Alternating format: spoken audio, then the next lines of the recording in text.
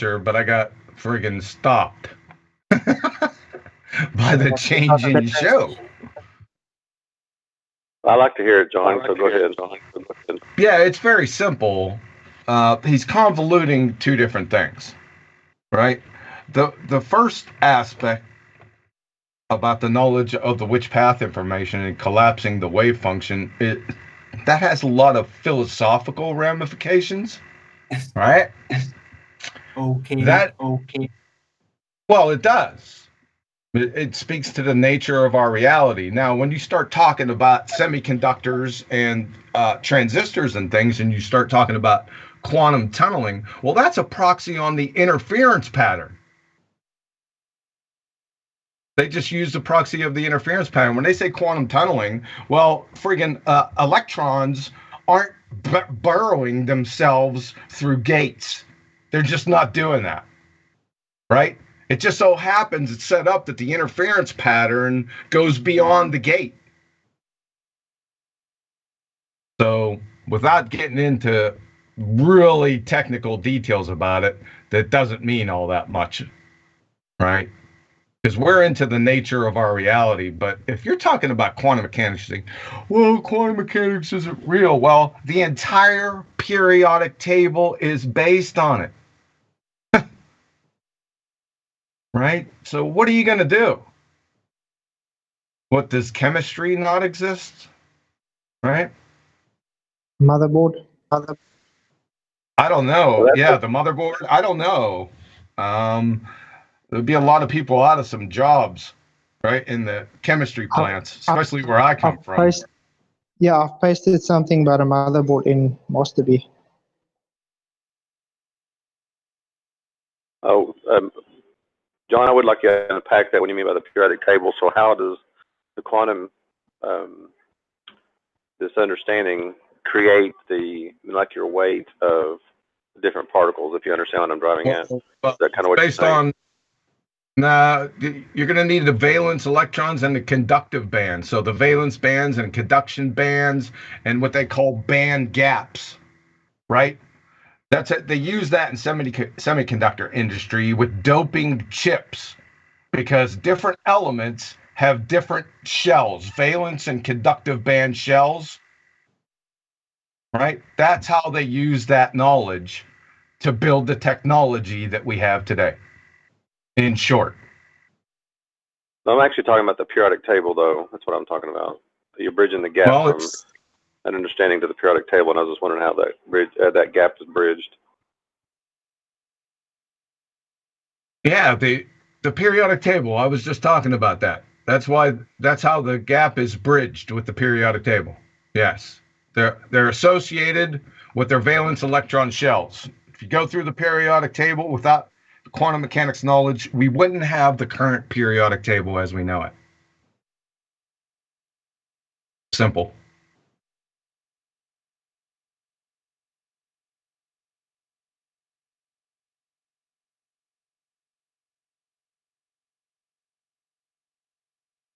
As a side note, I was doing a little research on air, so I'm sorry. I thought you were done. I thought there was a long pause. No, I wasn't. There was a long pause. Go ahead. Sorry, no, go ahead. If you're not done, finish your thought, and then I'll bring mine in. No, he is. He is done. Oh, sorry. When I was doing a little research on air, because that air has been a whole big issue, and also trying to understand a little bit more of it, I didn't know this, but a water molecule is actually lighter than a air molecule. And I thought that was real, or not air, but I'm sorry, not air specific. I'm talking more like oxygen and nitrogen specific, which I think is really interesting. So just as a thought process, because you're talking about hydrogen, not water. No, if you look at the molecular weight of an oxygen molecule or water molecule, it is actually lighter than a oxygen gas molecule. Because you've got two oxygen molecules that make up the gas, so their atomic weight is more than a water molecule. That doesn't make any sense. You go look it up. I No, can try to find the that site. doesn't make any damn sense. It doesn't make sense, but I do know what he's talking about because I did look into that a little bit and I did find the same thing. So I'm not sure. I have heard this before. What Paul was saying. Yeah, you can look it up. It's like I think the molecular weight of an oxygen molecule I think is like Oh, an oxygen molecule, you say? So it's not an oxygen atom. It's a bound Well, by O2. well, an oxygen gas molecule is made up of 2 oxygen atoms. Right. So Okay. the molecular weight is greater than a water molecule. It's really And interesting.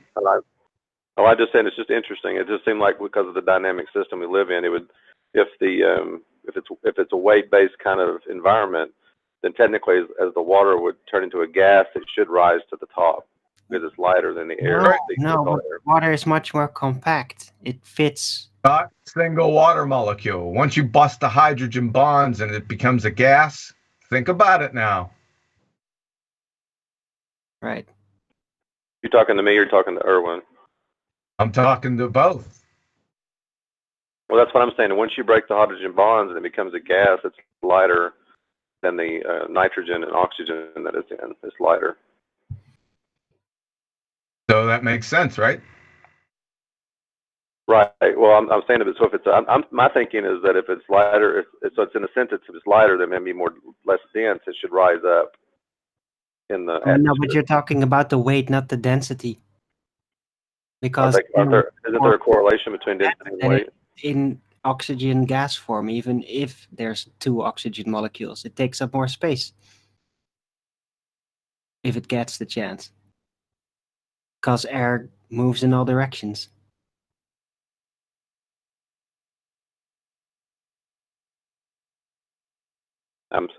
It's just information at this point. I haven't figured out the correlation yet, Well, or the connection. So. But you're talking about mass, you're not accounting for the actual volume it'll have in its form. What is mass? What's It's the opposite of volume, and combined you have a density.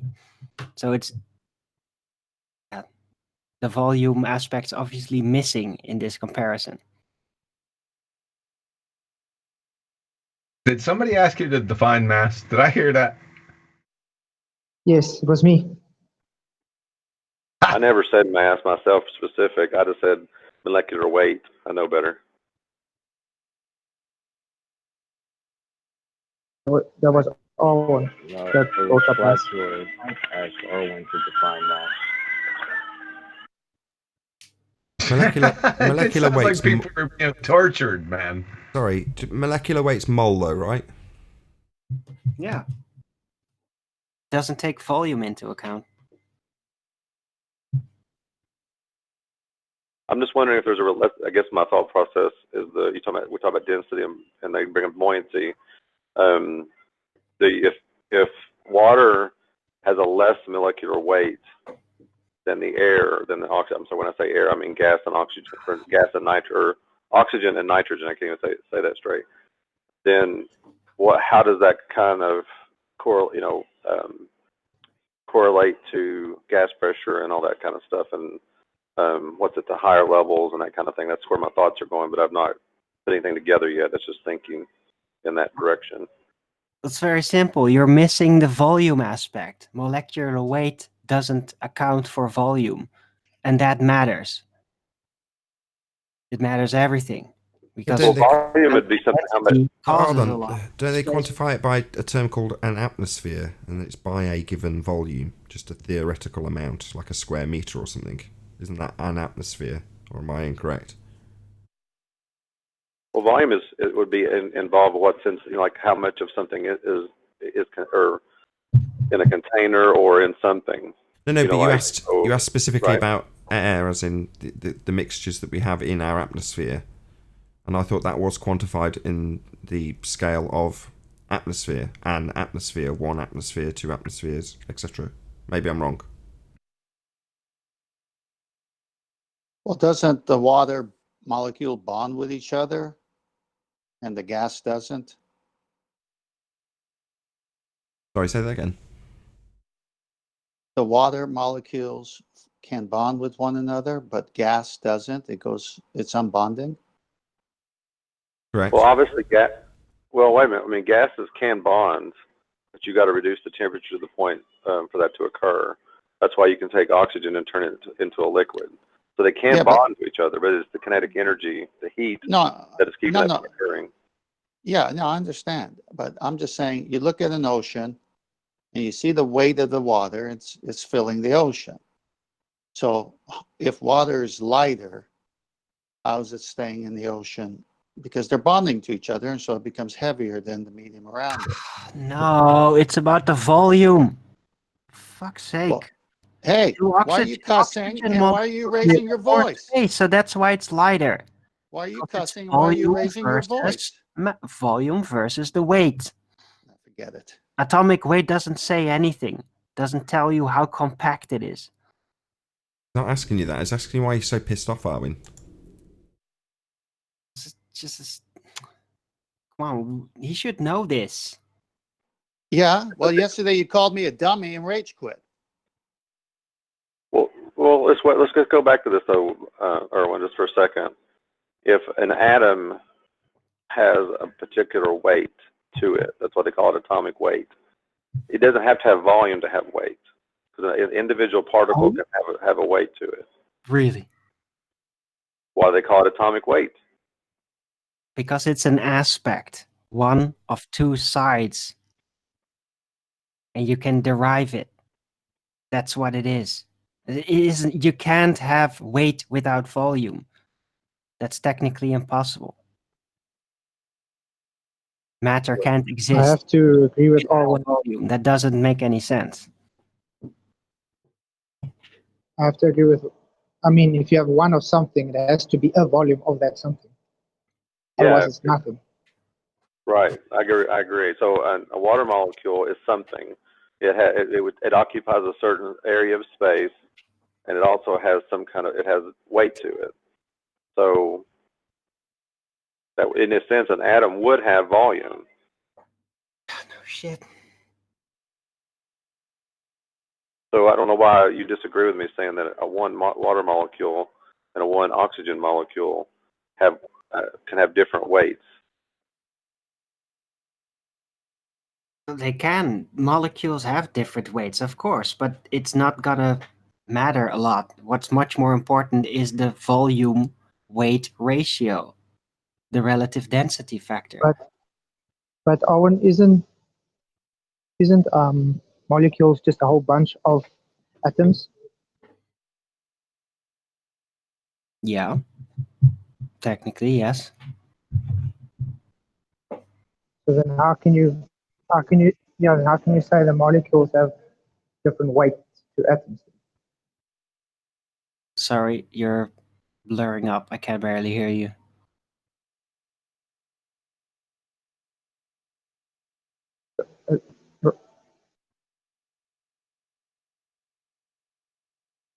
Hello? Sorry, I'm just going to disconnect quickly. Yeah, next Thursday Yeah, maybe. you're breaking up really bad.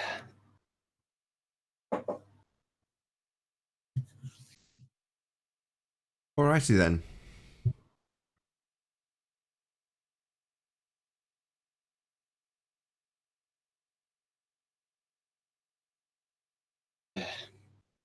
About 15 minutes will go live. Compare will arrive shortly.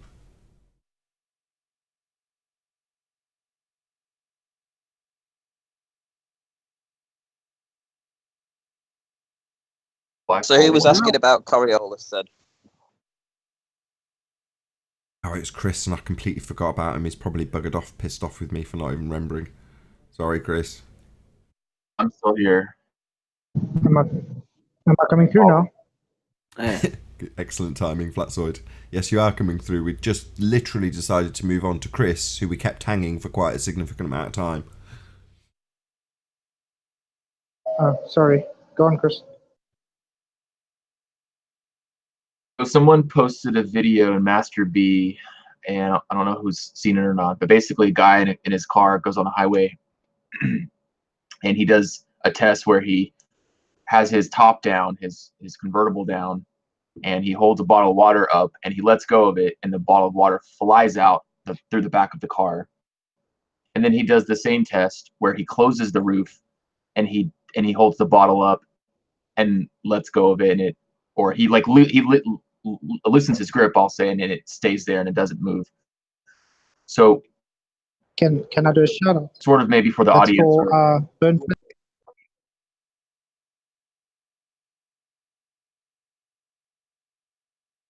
Sorry, Chris. Sorry? Go on. Do a shout out in the middle of my question. Go ahead, Chris.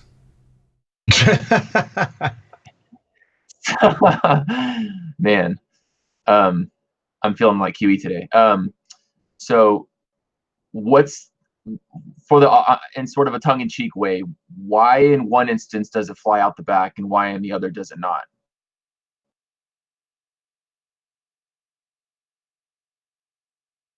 Closed and open. Closed and open? Okay. So basically in an open system, the water bottle flies out of the back.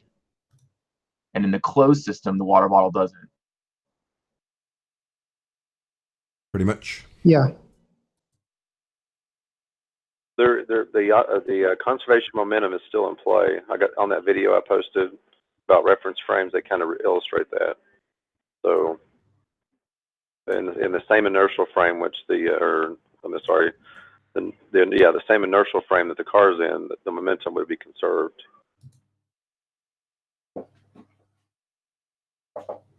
Why is it conserved Yeah, but as soon as you take with it out the of that with reference, the top up different and not it'll top down? have it originally for the first second or two, and then after then it'll start to slow down.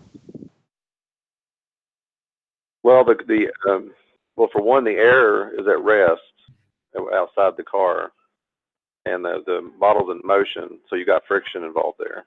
Friction is what's causing that ball to go out the back window. No one's giving you as concisely as I'm going to, Chris. So in one scenario, the closed scenario, it remains in one reference frame. In the open scenario, there's a change of reference frame. It goes from the non-inertial reference frame to an inertial reference frame. So it's the having two reference frames in one scenario and only one in the other. There you go. Exactly. Yeah. Perfect answer. Yeah, I mean, literally with the top down, of the wind is Coriolis. gonna Yeah, but then force. as soon as you take it into the second reference frame, it doesn't hold that speed for very long. It soon drops off. You aren't getting the molecules pushing it higher.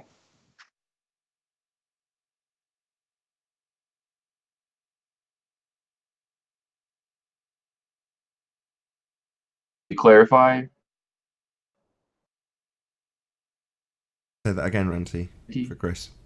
You want me to clarify that, right? Okay, so when you open the top of the car and then you throw it into a different reference frame, sure, it has the transgental speed or whatever it's called for the first few nanoseconds or whatever, and then it has to slow down. It's not being pushed along by the second reference frame. The second atmosphere isn't suddenly pushing it at that speed,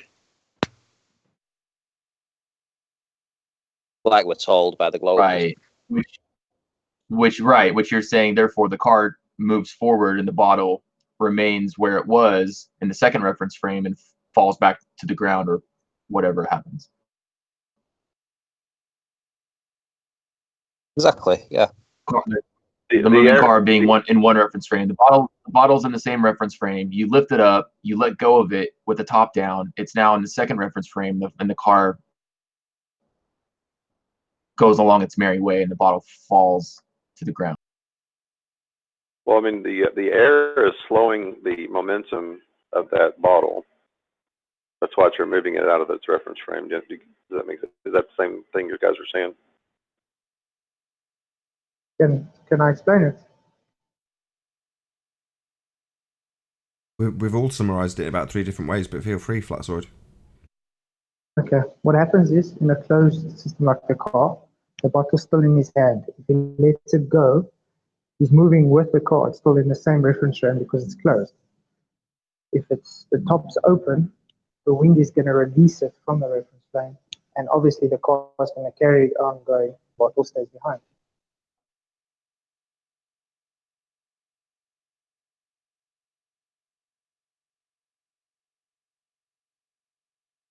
My quality is, I don't know if it's for everyone else, but for me, it's really poor. It's hard to understand what you're saying. That's racist. Yeah, his mic's a bit rough, but yeah, I've gotten used to it, to be honest. But yes, it might be a bit difficult to hear what Flatsoid says sometimes. What it proves is there's no Earth-based Coriolis.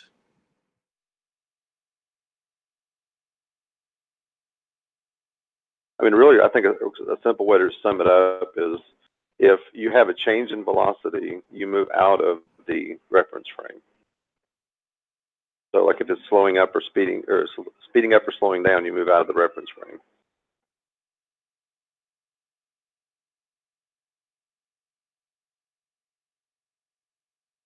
Yeah, precisely, Paul. It's about moving from one reference frame to the other, or staying in one reference frame. And their Coriolis argument is to argue about how they stay in one reference frame, when the argument that Earth is apparently proved to be spinning by way of a Coriolis deviation, that deviation is produced by leaving the claimed to be spinning reference frame of Earth and entering the inertial reference frame, like your bottle, if it's in an open system.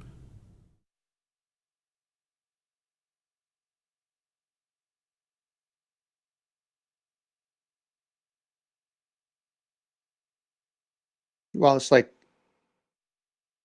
Paul said the other day, the higher you go with the helicopter to altitude, what happens, Zanuck? Zanuck said, oh, the velocity changes, you're going to have to go faster to keep up with the Earth spinning underneath you.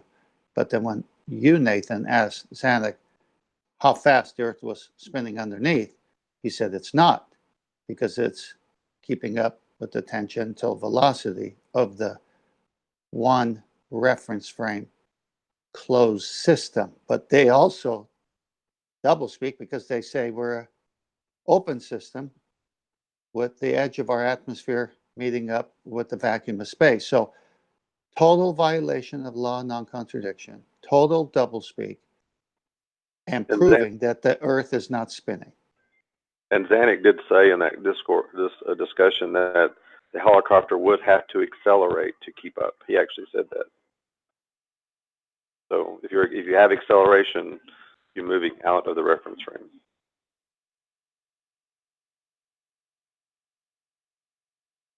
Yeah, look, it's real simple. And Nathan and everyone, we keep saying the same thing over and over because we feel like we have to, because people like Zanuck, when you're wrong, you have to make up new things.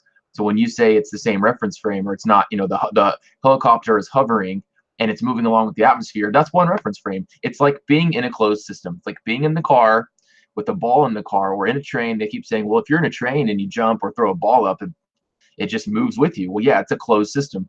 If you take the top of the car down and you throw that ball up, the ball's going to fly out the back of the car. That's because there's now two reference frames. The ball leaves the open system of the car. So on Earth, again, they have to keep changing their answers, evolving their answers, coming up with new things. Sometimes the atmosphere moves with the Earth when they need it to. Sometimes it doesn't. When they need to have Coriolis, it's beyond ridiculous. And people like Zanuck are part of the problem. The trouble is, what they're trying to do is they're trying to will this term into existence. That's what they're trying to do. They're trying to will this term, the Coriolis effect, as being independent of everything else and just in relation to the Earth spinning. And nothing could be further from the truth. It's not a real thing. But they want you to think that the Coriolis effect is actually a real thing associated with the Earth spinning. That's what they want. So the Coriolis effect can be, you can have Coriolis effect on absolutely anything. If you get a tin of beans and you throw it across the room, you've got Coriolis effect if you're walking at the same time, because you're going to see it deviate from its path. The Coriolis effect isn't anything to do with the spin of the Earth. So whenever they say the Coriolis effect, they're trying to will it into existence. It's not real. Well, and here's a problem. I've been thinking about I would say the issue, Coriolis 'cause I've effect has everything to do with the rotation of the Earth. Problem is, the Earth's not rotating, so that's why it doesn't happen. That's why But Ranty. when they talk, That's why what Ranty ahead. said is spot on, because you have to have two reference frames to even experience the apparent effect. So Ranty, he said it right there. It's an apparent force. It's a fictitious force, unless you're walking and throwing something at the same time. Well, here's a problem with No, the that's not- Organic that's not- yesterday It's not a force. decided It's to not a repeat force at all. numerous It's an effect. times that there is no object The thing is, leaving the non-inertial reference frame, which means you have no Coriolis problems. Yeah, but you're all conflating this. It's not a force at all. It's an effect. It's not a force. You have It's an force illusion. and you have an It's an, effect. it's an No, apparent. you're all right. It's an You're apparent all deviation. right. You're just phrasing it in different ways. Ranty's saying the Coriolis effect on Earth isn't real, and he's correct. You're saying the Coriolis effect on Earth has everything to do with Coriolis effect, but it's just not spinning. Well, you're right also. To have Coriolis effect on Earth, Earth must be spinning. It's not spinning, so we don't see any Coriolis effect. They then come along and argue about why we don't see any deviation. We don't see the Coriolis effect. Why? Because it's travelling as one. But the very proof itself, Coriolis effect, which is a real effect, you can see it on a roundabout when you throw a ball underneath, you rotate, and the ball seems to deviate because you rotate underneath. That's real. Coriolis is real. But Earth should have it. And they claim it does have it, with tweets from deGrasse Tyson saying the ball deviated because Earth rotated underneath. Well, they should have it, but it demonstrably isn't there because you have a hovering helicopter that's proving Earth's not deviating underneath. Drone owns Earth's not deviating underneath. It's not giving you the deviation that must be there to prove it spins. So it does have everything to do with Coriolis effect.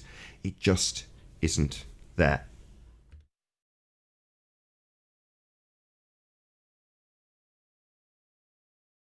Oh, what a day! What a lovely day!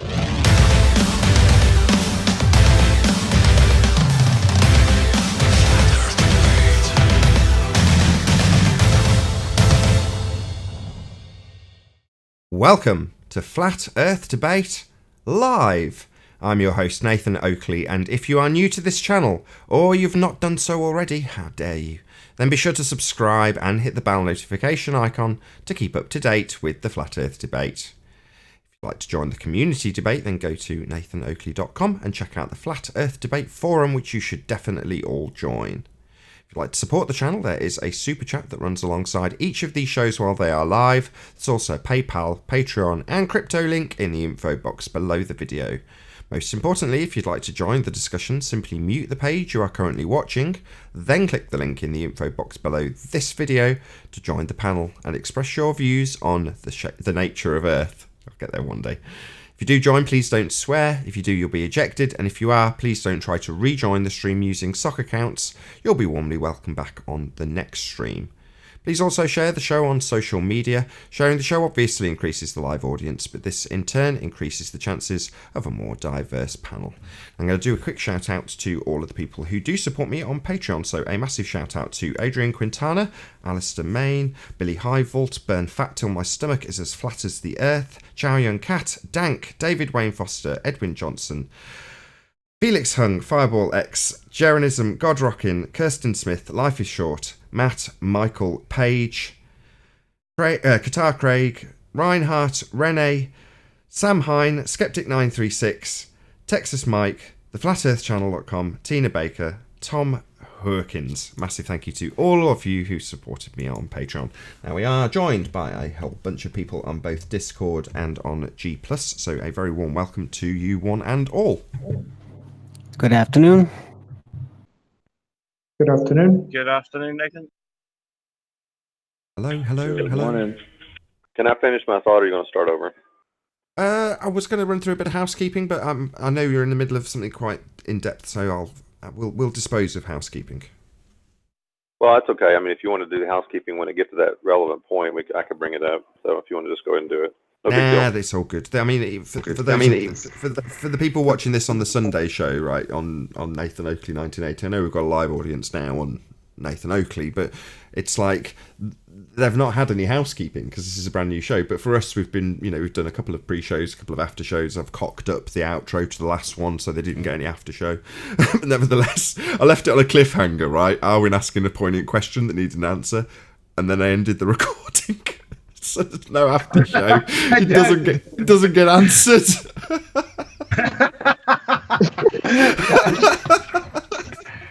That's me being a terrible producer. I'm really sorry. Anyway. You lost. In other words, it's already a comedy of errors, Paul. So forget housekeeping for this show. Forget it. Okay. I mean, just to kind of give a brief. Are you telling me that you didn't recall Darwin telling 10th man to piss off? Oh, we got that all right. No, I don't know if we got that or not. I can't remember. All right. Okay. Right, we're hijacking Paul now. Sorry. Go ahead, Paul. You continue. I was trying to get us back on track. I was giving a quick summary and then ranty. I said basically we've been talking about Coriolis effect on the last show, carrying over into this one. The problem that I think Zanuck and the Pepe lovers have actually discussed is that there's only a 1.5 mile an hour deviation, so to speak, from the equator moving northward. Now, this runs into a problem when it comes to hurricanes, if you think about it, because what typically is the speed of the rotation of the hurricanes typically? Does anyone know? Like what category 1, category 2, all the way up? You're talking roughly. F1 is like maybe 200 plus miles per hour, right? Oh, category 5, which is what hit, or is like over 150 miles an hour. Are the tornadoes, not the hurricanes. Sorry, two people spoke at once. Say again, QE. You got the F series. I'm not a meteorologist, but I did sleep in a Holiday Inn Express last night. The F series are tornadoes, whereas hurricanes are judged on a different scale or evaluated on a different scale. Okay, I'll keep my mouth shut, Paul. You continue. Just tell us the speeds rather than asking and embarrassing me completely. That's okay. I mean, roughly though, just to give a rough estimate, we can look it up if you want to, if it becomes a sticking point. But a category 5 has to be above, I think, 150 miles an hour. Do you see an initial problem right off the bat for that? Because if you got supposedly tangential change of speed of 1.5 miles an hour as you move up the equator, from the equator, but you got hurricanes that are reaching speeds up to 150 miles an hour. And if you want to oppose the law of conservation of momentum, anybody see any problems with this? How do you translate a 1.5 mile difference to 150 miles an hour? Don't. You don't. Right. So it's on the ballers again to try to explain how that occurs. So you go from 1.5 miles an hour change to 150 mile an hour change when it comes to hurricanes. I missed the first part of this argument. So where are you getting the 1.5? That's what Zanuck and other people said. The tangential change. Hold on. QE's causing loads of feedback. Just keep yourself on mute when someone's replying because you're causing feedback, unfortunately. Zanuck has made the argument and that there's a 1.5 mile an hour tangential speed change from the equator. And obviously the argument is saying that this tangential speed change creates the hurricane rotation. And I just wanted to say that did they see any problem where if that's the tangential speed issue or tangential speed is occurring, why do hurricanes reach up to 150 miles an hour? And if you're going to start using conservation of momentum in your equations, there's a problem. I'm sorry, I'm still not following. What is causing the hurricane speed again? No, you've not followed him. I'm not talking about it's starting with the tangential difference speed. Do you want to start there, Paul? Then go on to the hurricanes. These two things. Yeah, remember the ballers will say there's a tangential speed change from the equator moving northward, right? You understand that, John? Correct. Okay. Now, they're saying that tangential speed, which is the Coriolis effect, so to speak, is what's causing the rotation of the hurricane. Oh, goodness gracious. You've conflated a number of different idiotic topics together at once. No, he Okay, hasn't. well- No, Paul hasn't. He's conflating it on behalf of ballers. I'm begging the question for the ballers, basically. Yeah, that's a train wreck already. We'd have to peel all that apart. But go ahead. I don't want to stop you. Keep going. Well, I'm just saying, how do they get from 1.5 mile an hour tangential speed change to 150 miles an hour on a rotation of the hurricane? That's kind of that was my point. Yeah, I'm sorry. Maybe I'm a little bit slow this morning. That's okay. I don't know how to explain it the way I did. If somebody else can explain it better. Yeah, let me give it a try. Let me give it a try. In his argument, John, he said that latitude going north from the equator or latitude going south from the equator, that's where the 1,038 miles per hour spin of the Earth lessens all the way to the poles. And he was saying that you don't notice anything until you're in that other latitude with a different speed. So I think what Paul is saying, oh, so a hurricane would have to have different speeds because it's already in several latitudes as it's spinning at 150 miles an hour. Is that what you're trying to say, Paul? Well, no, not necessarily yet, but I mean, I guess in a way that would be true as well. They're saying that I'm trying to think how to explain it. I guess, how do you get the latitude change speed, the tangential speed changes, if it's so minute over a small distance? How do you translate that into the speed of a hurricane is ultimately what I'm trying to say. Yeah, the problem is this is all bollocks to begin with. That's what the problem is. It's trying to peel away all the nonsense first to establish, the Earth is spinning. That's one big problem.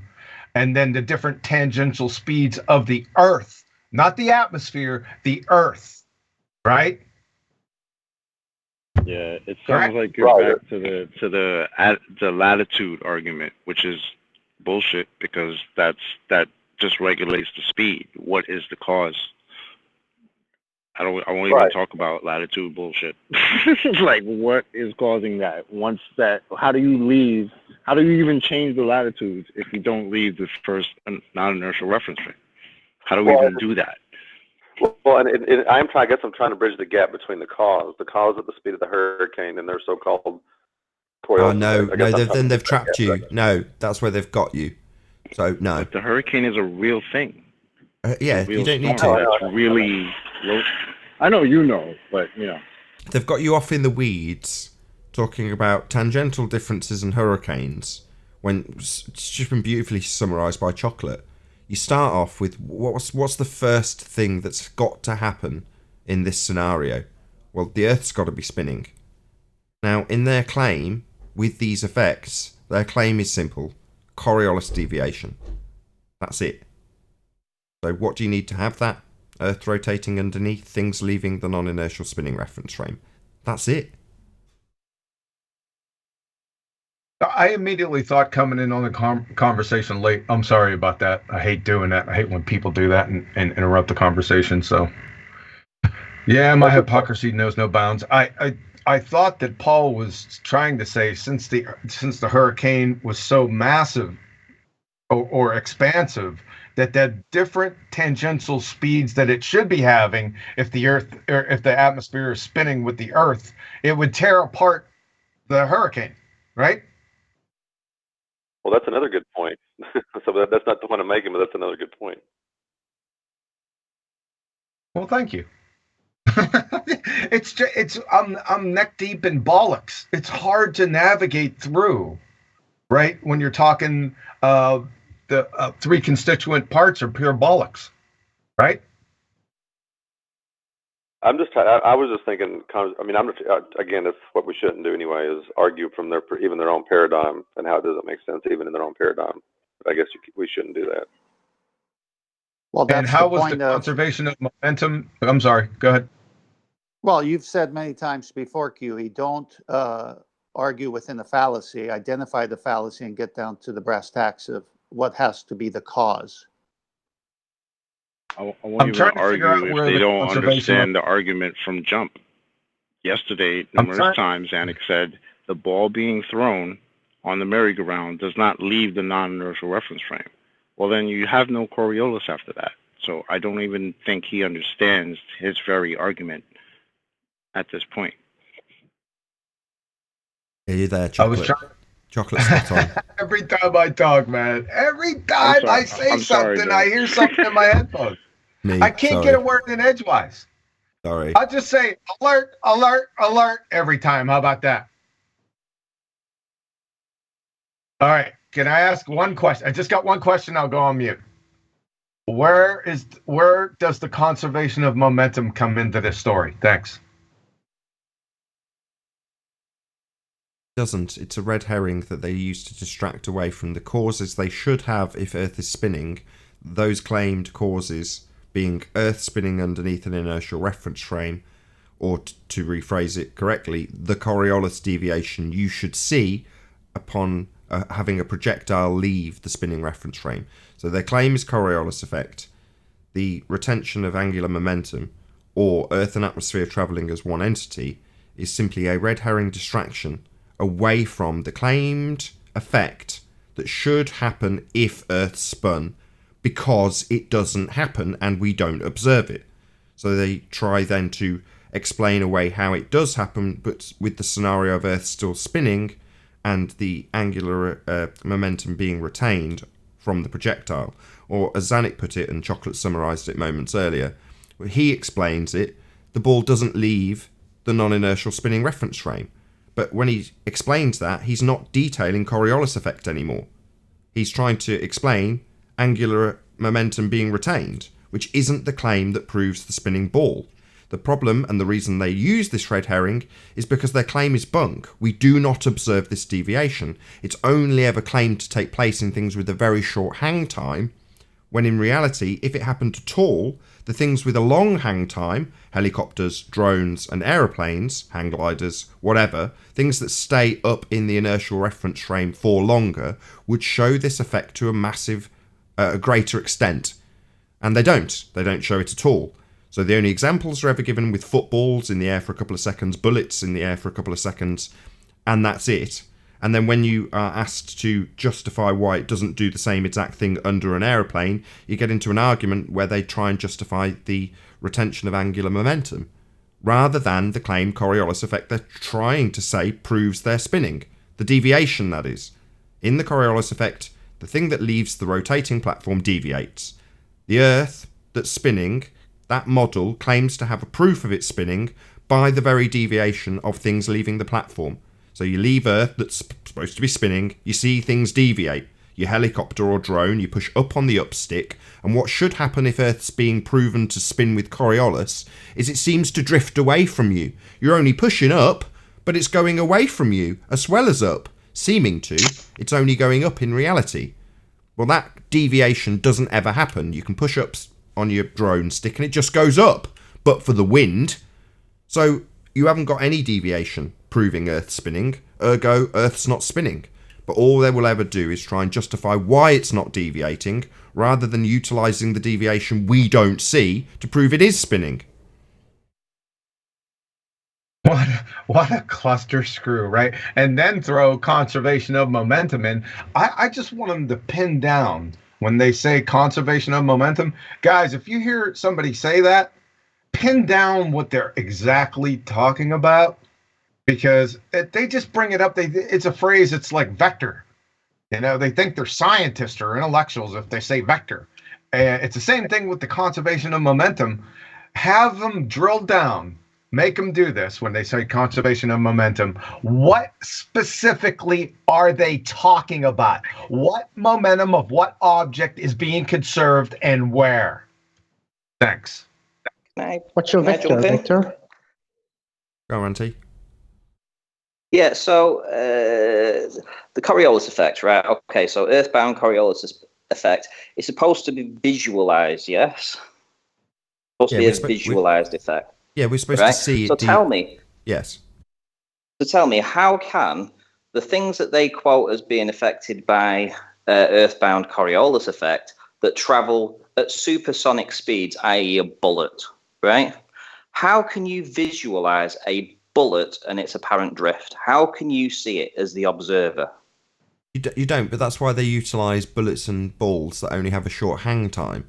So even if it there doesn't was matter about the hang time. It's about the density of the object and the speed that it's traveling at. It has to be going faster than the Earth's rotation to break that, which means that it has to be traveling at a speed that nobody could visualize. So it's impossible to have earthbound Coriolis. Well, no, hang time's very important with the effect. Yeah, wouldn't it be worse with something in the air in the inertial reference frame that's there longer? Yes. You would see more of a deviation. Yes. Would you like an example? And if it's motorized. Yes. For example, you can compute it easier. So, for example, if you had a flight travelling from Charlotte, North Carolina to LA, pretty much on the same line, so you're not deviating in your latitude, it's not going to affect with their claimed speed changes. But the flight time, in actuality, if you get on that flight, is about 4.5 hours. Now, if the Earth was rotating underneath, that flight time would be reduced, because Earth was rotating underneath towards the plane as it flew towards LA. And the flight time would be 1.5 hours. To have the claimed deviation, the cause of the claimed deviation, they say proves Earth spinning, is the Earth rotating under the bullet. So if it's rotating under a bullet, it's rotating under a plane, and the flight time would be reduced in duration. But it isn't. It's everything to do with hang time. The longer, as Chocolate says, you stay in the inertial reference frame, the more the rotation underneath occurs.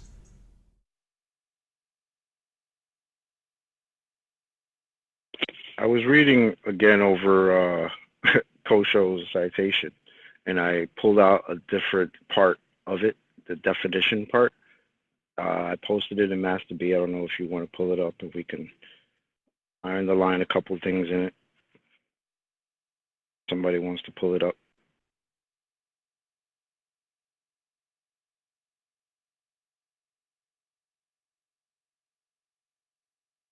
Is it the Iron Republic? No, this isn't it. Maybe someone else, because I've got the wrong thing. Yeah, I just posted it. It should be in there. Okay, it's like a handwritten thing, yeah? No. Oh, maybe. Hold on. No, that was mine. Somebody else put it up. It didn't send. Hold on.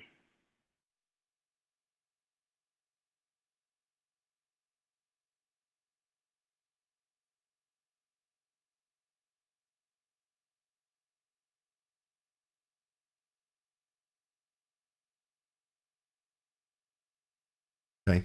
You want me to just stick this on screen, yeah? Okay, got it on screen.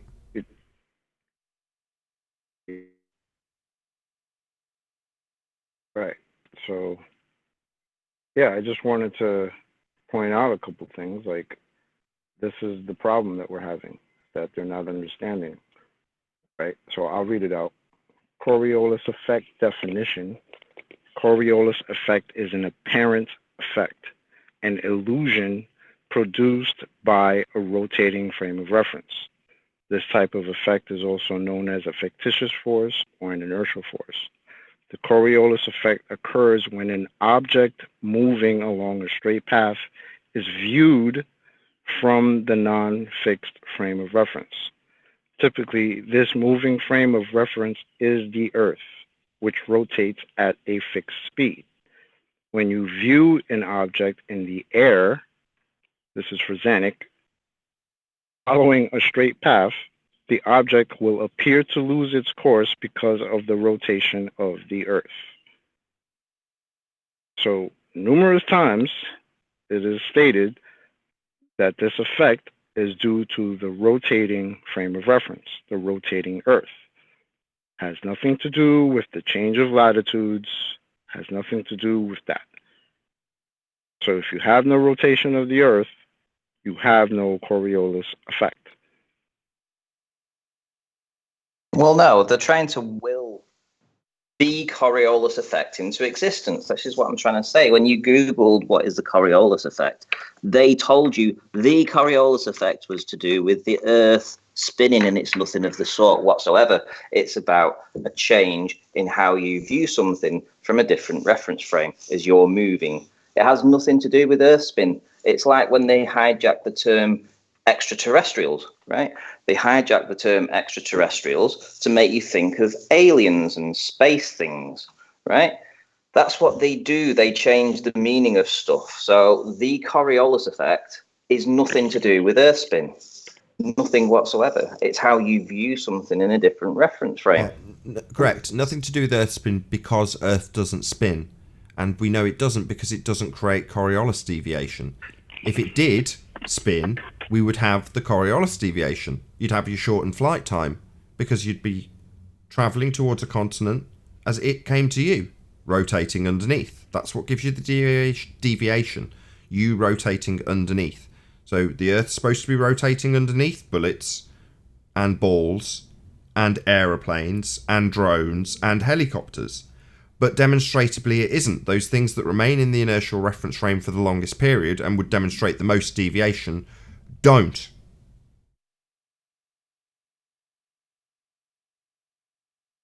There's some ballers in chat who are debating me about Coriolis. So I want to read a couple of their comments, and I want anybody on the panel to say if they're correct or incorrect. Squatting Thunderbear, he says, if you are saying there are two categories of reference frames and that there are inertial and non-inertial, then you are right. But you never leave a reference frame. Is that correct or incorrect? Can you never leave the reference frame that you're on? But it depends on the qualification.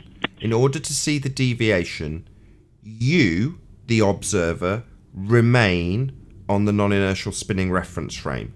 The projectile you will observe must leave the rotating reference frame for you to rotate underneath it and observe an apparent deviation.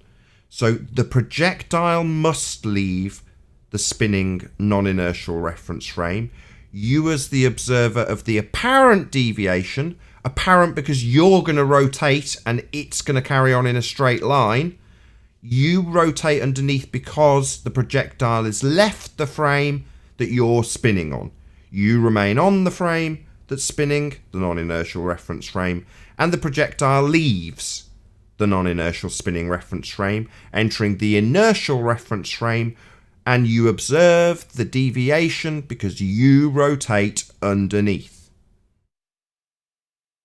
Okay, so then he says, you do not need, same person, Squatting Thunderbear, you do not need more than one reference frame to witness Coriolis. You can see the spin of a hurricane in one point of view. That doesn't need two reference frames. Coriolis still happens. There can be more than one, but it is not necessary. Correct or incorrect? He is, what's the word? A retard. Coriolis is an apparent deviation, a not actual deviation, exampled by a drone and a roundabout. You put a little X on the roundabout and place your drone upon it. You then set the roundabout in motion and push up on your remote control. The drone leaves the X and goes up. It just goes up. Now the roundabout continues spinning underneath it. The X that it was on isn't any longer underneath the drone. It's spinning. Occasionally it comes underneath it and then it spins away and comes underneath it again. Now, the drone's just gone up. The deviation you're seeing is because the X, the thing that you're going to reference as the non-inertial spinning reference frame, rotates underneath it. So his assertion that you don't need to leave the frame is utter nonsense. His assertion that the storm is in any way an example of Coriolis effect is to say that the drone that you've pushed up on the stick and then let go, it's then hovering, is experiencing an actual deviation? No, it's pretty much stationary. It's static in air. It's just hovering, not moving from its position. The roundabout, however, that's moving underneath. And Coriolis on Earth is the Earth rotating underneath and you observing an apparent deflection because you rotate underneath allegedly on a spinning Earth. Hurricanes are an actually deviating thing. Not you seeing a straight line of wind apparently deviate because you're rotating underneath. You, what was the word? Oh, retard!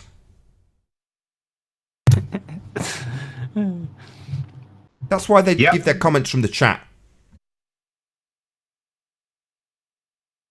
Hey, Chocolate, did you read further in that article? Say that again? Did you read further in the article? They screw the pooch when they talk about the next section, the causes of the Coriolis effect. They screw it. They screw it up, man. Oh, they lose it. Yeah. They start. That's the one I themselves. originally had up. The causes, and then if you read further, there's the definition, there's the causes. This article completely screws them up, and he pulled it out purposely to prove that the cause of the Coriolis was the difference in latitudes. No, that's what it says in this article. That's what they say. They contradict themselves down further in the article. This is a joke. I mean, their Coriolis effect definition is right on point. However, when you continue down in the article reading this, they contradict themselves a number of times. They talk about latitude, longitudes, and hurricanes. Yeah, I know. Yep. And this was provided to us by Kosho himself, so. Yeah, it not only illustrates our point, which is that the claim comes with an Earth rotating underneath aeroplanes, but it also double speaks. So it's an exemplification of their typical charge when it comes to putting claims forth. It will be a cited source with double speak when it's in reference to Earth. Coriolis, on the other hand, is extremely simple. 2 reference frames, one is spinning under the other. That's it. It's really simple. But when they translate it into Earth-based Coriolis effect, you have a citation like Kosho provided, where it goes into great detail to explain Earth's supposed to be rotating underneath planes, helicopters, drones, to give you the deviation that is Coriolis deviation. The Coriolis force is that apparent force of it moving away from you, seeming like the drone is flying away. No, it's not. You're rotating away from it. That's why it's only an apparent force. But they'll have endless diatribe about how storms have got a relation, how latitude lines have got some relation to Earth spin, and we don't observe Earth spinning. Did you read this definition slowly? It's one of the best Coriolis definitions I've seen, to be perfectly honest with you. It's the one that Chocolate read out. It's really good. Yep. That's why I was kind of stunned when he provided this. I was like, this is kind of claiming our point, but all right. Thanks. Yeah, but what he was doing was concentrating on the article below. As latitude increases, the speed of the Earth's rotation decreases, the Coriolis effect increases. No. Right. That's just the speed increase. That's not the cause of the actual effect.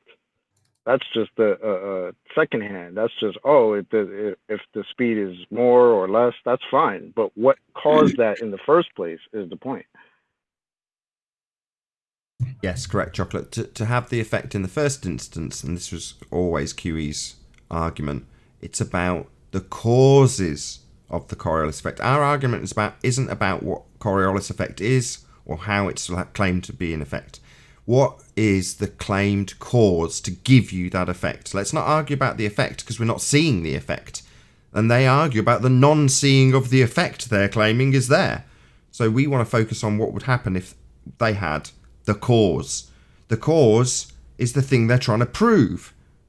So they're trying to prove Earth spins, claimed cause of Coriolis effect, Earth spinning underneath. And then you end up arguing about how the two spinners won. That's how this argument rolls. It's just only in recent days or recent weeks that we've concisely summarised how the argument is presented, how Coriolis works, and how to unpack their doublespeak.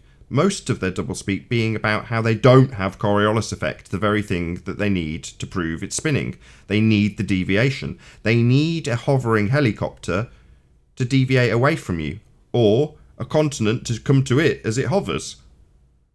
That doesn't happen. That's a big problem if you're claiming that effect is the effect that proves they're spinning. Yeah, the causes of the Coriolis effect in this article, right? The first paragraph is correct. So, causes of the Coriolis effect. The main cause of the Coriolis effect is the Earth's rotation. As the Earth spins in a counterclockwise direction on its axis, anything flying or flowing over a long distance above its surface is deflected. That's a problem. This occurs because as something moves freely above the Earth's surface, the Earth moves east under the object at a faster speed.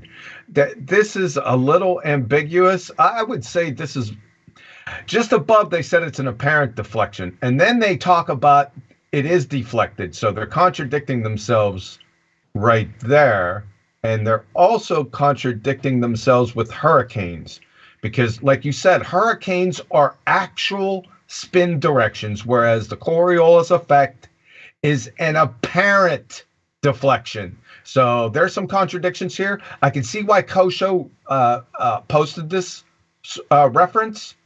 He just didn't read the important parts. I can see where he grabbed it though, because they talk about latitude and longitude. I mean latitude lines here. I can see why he posted this, but he failed to understand the underlying causes. You guys following me with this? Yeah, he needs the Earth to be spinning. Oh, I call them on it from jump. Why do ballers even bring this up as evidence if there's? This is a very important point. This is a crucial point. Next to gas pressure without a container, this is crucial. They need this. And none of them understand it. Some people don't understand why I get so cross about this, and it's because they do need this. That's why you've got people like George Netting fully on the case with this. Them all bracing against it, making it the topic of discussion, ridiculing us more than ever when we talk about it and demolish it, because they need this. Coriolis effect is the claimed proof of spinning Earth. Yeah? Again, I did this last time. A shout out to Bob Nodal and the ruckus it caused with Behind the Curve, or whatever it was called. That highlighted a claim to be proof of spinning Earth utilising Coriolis effect by way of optical gyro. Well, that utilisation of this effect is what leads us to the point where we go, okay, what is Coriolis? Well, it's the apparent deviation. What's claimed to happen on Earth to give it you? Earth spinning underneath, a bullet, a drone, a football when it's kicked. Whatever is in the inertial reference frame having left the spinning Earth. That deviation is claimed to be the proof. We don't observe that deviation. It's a glaring error. So they need 10 layers of bullshit on top of it. They need to pull it away from the non-effect we're not seeing on Earth. It's not happening in reality. And take it to how it does happen with the Earth and atmosphere travelling as one. And get away from Coriolis effect quickly in obfuscation. So we've now unpacked that concisely. And anybody listening for the last week or so is going to go, oh, right, well, whenever they talk about it not deviating, that's supposed to be the proof. That's where you've won. Now, we still have it. Yesterday, we had a guy who was like, well, at the point that he was explaining his explanation that it doesn't deviate, he's like, how does that compare to a flat Earth? A guy in Discord. I'm like, you don't need to at that point. You don't need to make a juxtaposition between how it doesn't or does work on some reified model. The claim to be proof of a spinning Earth is the apparent deviation as Earth rotates underneath an object that's left the spinning Earth. That, albeit a bullet, or a ball, or a helicopter that isn't deviating, damn, that proves it isn't spinning, or a plane that doesn't take an hour and a half when going from Charlotte to LA, damn, that proves it isn't spinning, because the whole point is that this effect's generated by Earth spinning, and if you don't see the effect, it isn't spinning. So bye-bye spinning Earth.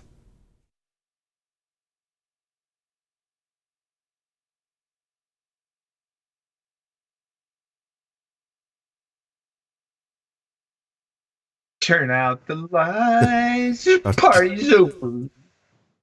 They say that all things. Yeah, it's game over, Globers. They need Coriolis, and they need the obfuscation. They need the 10 layers of bullshit. They need the ridicule that goes along with it. They need to force people like Brian Mullen out of his job and get him away from this subject quick smart when he's got a whiteboard just like George's and can very concisely and simply explain how flight times would be reduced if Earth was spinning underneath. Get that man out of his job quick, because we need this doublespeak. We need Coriolis. The doublespeak of Coriolis and its alleged effect that can easily be demonstrated on a roundabout with a ball can then be obfuscated to all hell with angular retention of momentum being applied without Coriolis effect. We need this shit because we've claimed our religion has a spinning Earth. So don't let anybody prove beyond doubt it doesn't, because we don't have the effect that's claimed to prove it does. We don't see any deviation. Earth's not spinning, folks. If anybody was watching this prior to now and thought, oh, Coriolis proves it, Foucault pendulum and gyros, they all prove Earth spinning. No, we don't have any Coriolis effect. Earth is not spinning underneath. And that's how this concise argument came about. If the Earth is spinning underneath a gyro at 15 degrees an hour, then it's spinning underneath a plane at 15 degrees an hour, and your flight time would be reduced from 4.5 to 1.5 hours when flying from Charlotte to LA. If it rotates underneath, it rotates underneath. Anything that leaves that spinning frame, it just doesn't.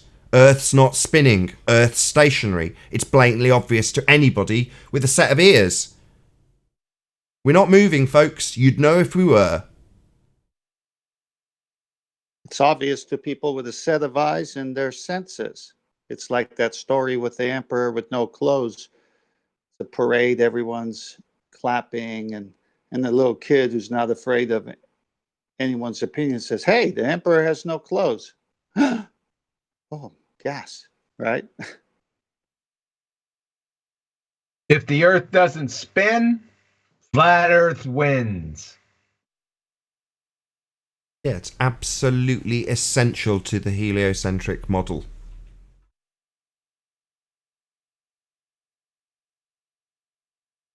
You've been saying this for about 2 years. I'm gonna have to bring this up on Ballbusters, man. This has got to be added. I was going to say, this isn't anything new. You've been saying this for 2 years, to my memory, how important the Coriolis proof. It's on the Flat Earth proofs in the link below this video and below all of QE's videos and below all of the videos on Nathan Oakley 1980 if you're watching this on that channel. They've all got Flat Earth proofs videos. And in those proofs, Coriolis is used as a Flat Earth proof. Now, hopefully, people who've watched it and gone, I don't understand. I want proof of a flat plane. It's like, this does prove it. That model is absolutely hinged around the Earth spinning. Yeah, we did a 3-week Ballbusters episode concentrating just on Coriolis effect. So, I don't know, maybe another 6 weeks. Getting better each time, though. You know, each time it happens, I feel like there's a layer of obfuscation. Not bullshit. The bullshit remains the same, which is good. Because they panic. It's been nice the last couple of times Anik's been on. Because he's absolutely shit his pants. Because he doesn't know what to do. He doesn't know where to go. He has to keep asserting the ball doesn't leave the reference frame. Well, you're not talking about Coriolis effect then. What are you trying to explain it as? Oh, angular momentum. That's not Coriolis. But you're going to argue about it all day long, aren't you? To obfuscate the fact you don't have it on an Earth that's not spinning. Because if it was, we'd see deviation. Coriolis effect. And we don't. So let's argue all day long about the retention of angular momentum and Earth still spinning, but with Earth spinning, atmosphere spinning with it, or the spin of the Earth being kept when it leaves. No Coriolis. So you just have to smash them over the heads and say, well, you need a deviation. Show me the deviation in the plane that's not taking 1.5 hours. Well, what's the? Well, he what thinks was two reference frames can be in the same place at the same time. What was he talking about with, you said retention of angular momentum or conservation of momentum, correct? Is that what you're talking about? Of momentum. My bad. No, that's okay. What was he talking about with the conservation of momentum? I mean, which object and where was it? Ball leaving a roundabout and remaining in the non-inertial spinning reference frame when thrown. It remains in the non-inertial? According to Zanuck. That's insane. That has. Well, he was claiming that you could have two reference frame in the same place at the same time. You have extracted that. He double speaked both reference frames into one reference frame to be more accurate. But then the other day he told us that the inertial reference frame was in space. Am I mistaken? Yes, that's correct. Yeah, he changed the very next day and said it's the next latitude over. So it's in space and it's the next latitude over. Yeah, because the Earth is spinning less as you go north or south from the equator. So that's the only time you're going to see Coriolis is if it gets into that next latitude, because other than that, it's the conservation of momentum, keeping it in the non-inertial. Wait a second. The conservation, you did it again. What's conserving momentum? The projectile, I believe, in their example. So I'm just trying to get their argument straight. So the object that is in the inertial frame of reference keeps or conserves the momentum from the non-inertial reference frame that it left? No, he never describes it that way, but that's correct. He's saying precisely that. But that's a contradiction.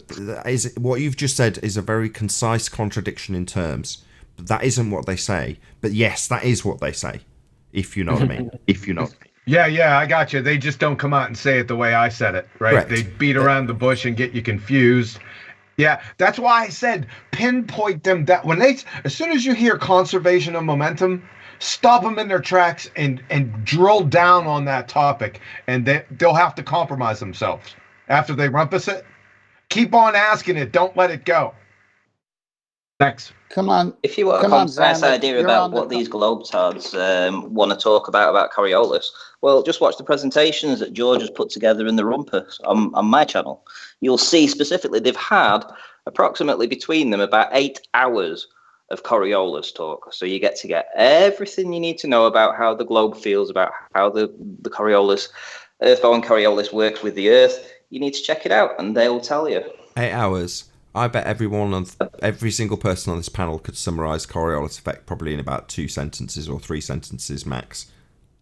Yeah, and to be fair, I'm going to go live tonight talking specifically about that, so don't hijack. Hey, Zanuck, I know you're listening. Why don't you come on right now while QE is here and explain what you told us last week? Hold on, he's not here yet. He's still probably sleeping or doing his morning stuff. Make sure you remind them about the 5-point palm globetard exploding fairy tale religion technique. So during a chat, George Netting was laying out his terms for you to Ranty, and I was trying to, by proxy, do what I normally do to whoever else comes along to me, with you being here on an open platform, door open, feel free to join. If you want to challenge us, yeah? You can. So that was the situation with Netanyahu, but him challenging you. And I was like, yeah, we've got terms too. I want your dog. I'm going to eat it. Something totally absurd that he's never going to agree to. Although I look back at it afterwards, I'm like, someone might read that as, rather than being so farcical, it's absurd, that I do actually want to eat his dog, which I don't, just for clarity.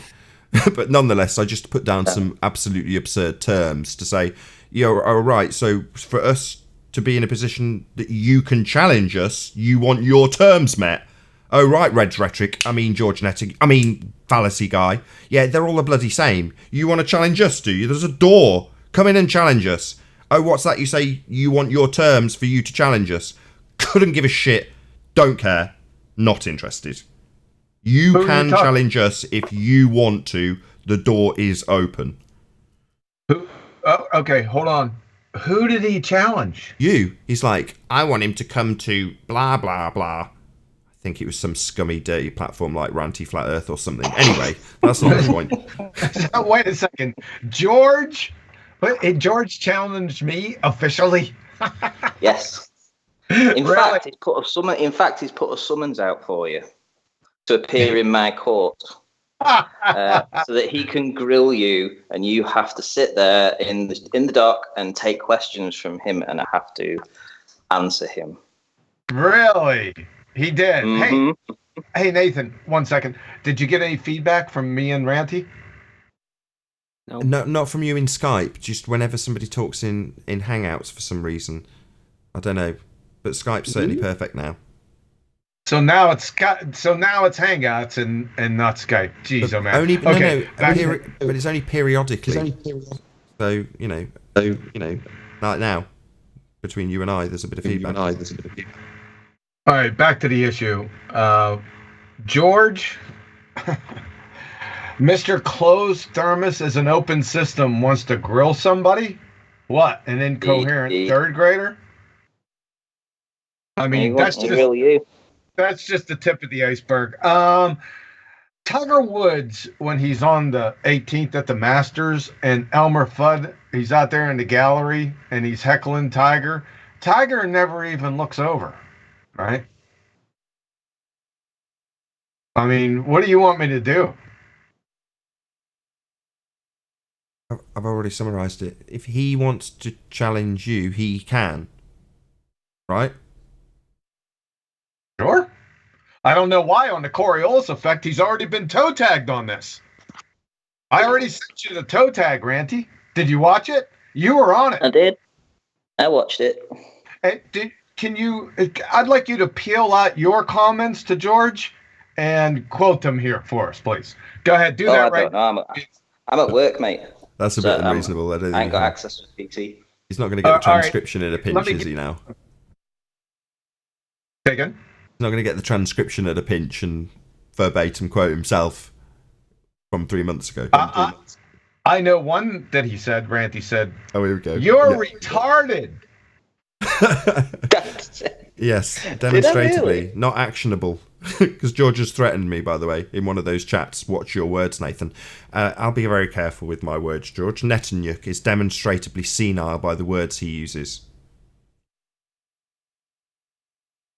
In between the laughter, that you were, and it was cracking me up when you were laughing, Ranty, by the way. I heard a couple retards, definitely.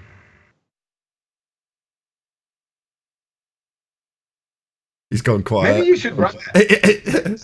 I wouldn't worry. Ranty's opinion generally, I'll speak for him because he's gone quiet, is that he doesn't owe anybody anything. They want to come on, they can. My attitude's identical, Ranty. Hopefully you'll echo it. Indeed. But you have been summoned, though. You have been summoned to my court. So I'm issuing it right now. So you can either come or you can refuse. It's up to you. I'll kick him in the spheres. Okay. I'll pass the message on. Hey, Anon, by the way. Good to have you. Say again? Saying hello to Anon. Hey, Anon, what's up, man? Hey, man, what's going on? What's going on? You been busy lately? I actually have. I figured you haven't been on all that much. I won't jump on you. Go ahead. You could stay here without being jumped on. Yeah, I've been trying to re-up on my studying to get a new job. So. Oh, cool. That's higher priority. Fair enough. Yeah, I still listen to you guys on the way to work. So are you going from picking up cans alongside of the road to challenging for the supervisor position? Yeah. Yep, that's the one. Just messing with you. After this is done, we might do some technical stuff to see if we can figure out why you're causing feedback. I think it's just going to be a case of you. I know you've watched it several times, but the very first video I sent you on this subject, go through it and make sure all of the ancillary programs are set the way they should. I did it with Skype. Do you remember when I was setting the input and output on Skype? It needs to be done for the computer itself and Discord for you. But yeah, those processes I don't think have been done correctly. So I'd suggest referring to the original video and just paying more attention to that particular section where it goes through Discord and Skype I've already done Skype though. No, you didn't, and he didn't in that original video. He doesn't go into that. So let's just spend about 10 minutes after the show. I think we can fix it very easily. Okay, hopefully so. Can have a sneak peek of what I've got. I've been watching my tech video. Shout out to a YouTuber called TechMoan, British guy that looks at sort of tech stuff, as you'd imagine. Anyway, he's got a thing for like sound bars and oscilloscopes and things. So I found a little program. You get a sneak peek if you're watching this live. So this is what Ballbusters will look like on Saturday. If I can find the minimize button for the Hangout. Just give me a second. Okay. So that's what it'll look like. My little oscilloscope. Check it out on the live feed if you want, John. That's what it's going to be looking like. Oh, you can't share it on Skype? I can't share it on Skype, but if you tune into the live feed, just make sure you mute it. You can see what it looks like. I'll only have it for a few seconds, but feel free to chat if you're in the Discord server or Hangouts, just so you can see what it looks like when your voice is oscilloscoped. Or don't.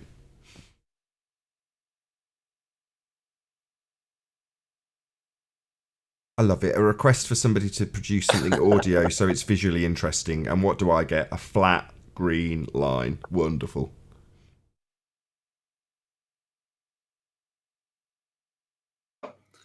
What do you need?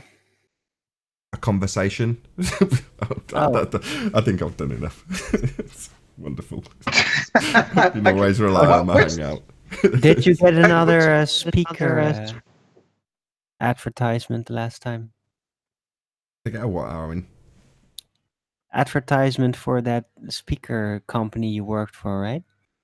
Didn't work for them. Work with them. B&W. Yeah, right. I've got a set of their speakers, or whole surround sound set of their speakers, and I tuned into Arwin's early bird. Shout out to Arwin channel, ARWIJN. Subscribe today. And on his early bird channel that goes out daily at 1 p.m. UK time, I tuned in, and there was an advert for a speaker manufacturer that I used to work with and have their equipment in right in front of me right now. And I was like, wow, cool. Obviously, ads are specific to users. I'll say this straight away because I don't want anybody in the comments pointing this out. I already know. Ads are specific to you. So if you tune in and then you go into the chat and go, wow, I just had a Chris Hatfield advert for Masterclass and NASA, it's like, yeah, that's specific to you because you're watching Flat Earth videos and you need propagandizing. But me, I need to be told I need a new set of speakers, apparently, because presumably I've been talking about my equipment being maintained recently, but it's specific. You know, they've got your microphone open and listening to what you're saying. These algorithms have been in all of your operating systems since probably 2005, 2006, around about the time Windows 7 came out. They put all the hooks in for the camera, your mic. They just didn't tell you.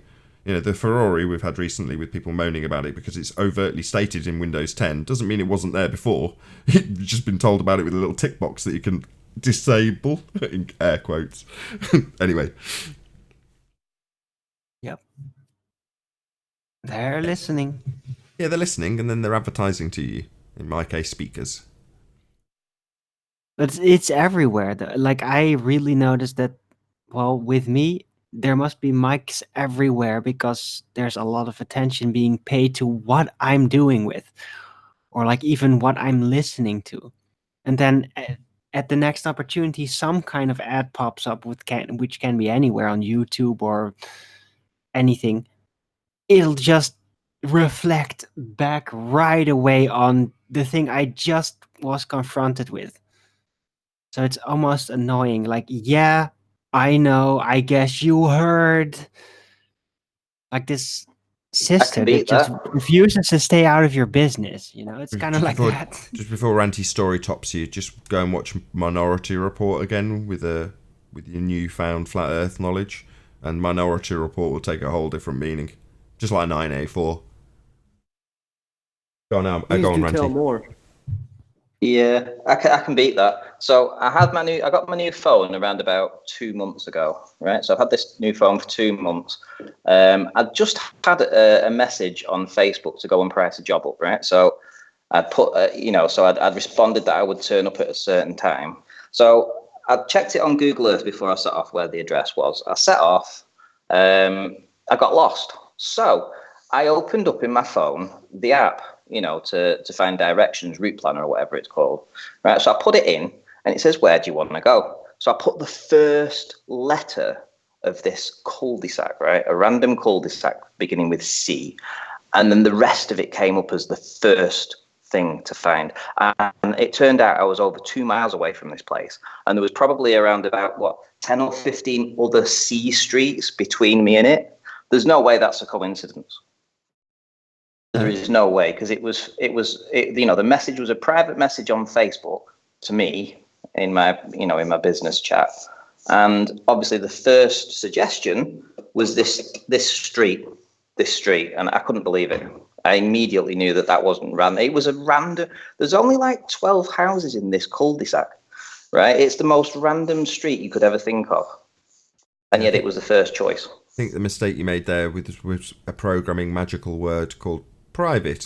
Formerly instant messaging, now private messaging, you say? No, just an illusion. With that, I'm going to say if you are watching this on the Nathan Oakley 1980 premiering stream, then stay tuned, as there will be an after show to follow. I'll try not to actually end the recording, and you will get an after show this time, I promise. Of course, a massive thank you to all of today's debating panel for making this live show possible. Be sure to check out nathanoakley.com and the Flat Earth Debate Forum to keep up to date with the community debate. As I say, stay watching if you're watching on Nathan Oakley 1980, and I'll see you all in the next video. Oh, what a day! What a lovely day!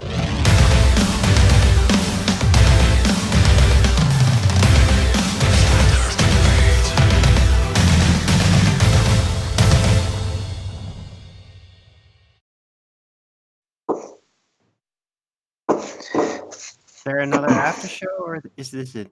Yes, this time I've managed to not press the record button at the end of the show, and we will actually have an after show. Saying that, you could have just set record again and then just pieced them together on a. I did. I just started the next, and I started the next pre-show immediately, so there was no intro to this pre-show, right? So this show has started with the Flat Earth Debate backdrop, like at the end of the intro roll. And that's how it started, because that's what I was left with after I'd ended the show. And I didn't want to lose the conversation between Arwen and Quantum Eraser. So that's just how the next show started. The stupid thing is, I'd literally just led the audience with a great cliffhanger. Arwen's finally got his question out concisely. And you want to, obviously, as the audience, hear the conclusion to that. And that's my cliffhanger to keep people watching on the after show, right? But then I end the show. It's like a complete twat. Uh-huh. Yeah, but you can still edit it. You can still edit it. Don't worry, everyone has noticed that. Everyone. Oh well. You can still piece it together. Well, it will be. It'll just be the continuation. This show now will be the continuation of that show, because I just started recording straight away. So I'm not going to hack out the pre-show for this show as though it's the after show for the last show, because it isn't. That ended. There's nothing. You can't change. I haven't got a DeLorean, right? I can't change what's happened. Well. OBS users will understand what I mean. You press the button to record and it records. You press it again and it stops. Well, if I then start it again, I've got the next recording. This is that next recording. So it's not like I've got a separate in-betweeny bit. It's just one ended and one started. Like it should have done, just without an after show. Edit it. Edit what? You can edit it. I can't edit. I can't turn a pre-show into an after show. That's not how it works. I can't fiddle time.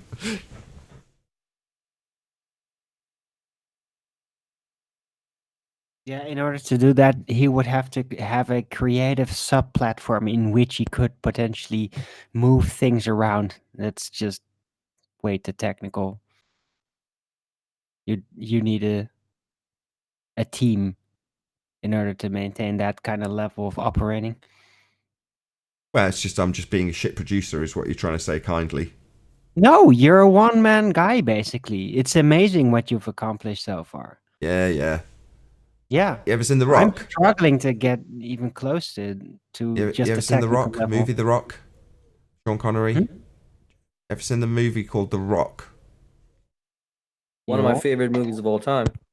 There's a line in it from Sean Connery where he goes, "Losers always whine about their best.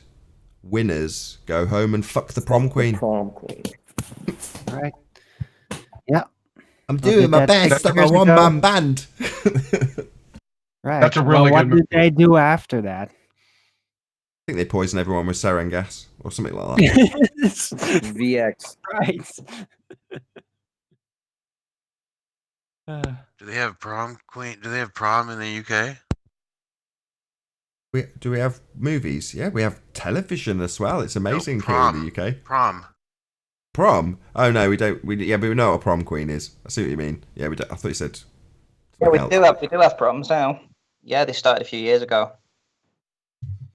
It might be something northern that they've adopted. I don't know. I wouldn't know anything of such things. Is it a northern thing, Ranty? It's a good opportunity to buy a lot of dresses and catering and all that. Living on the Highlanders. I'm sure that people will have started having proms when Back to the Future came out, right? That'll have popularised the idea. Yeah, they all have proms now. You know, end of school, 16-year-olds, they all have proms. Does that mean they have prom school dumpster babies? Like in... Yeah. Leave school, get pregnant. Well, they don't call Fleetwood Pram City for nothing, that movie out of the water. Say that again, Righteous Force. It was Travis. I said Russian vids blew that movie out of the water. Spotted all sorts of stuff in there. Bunch of Easter eggs.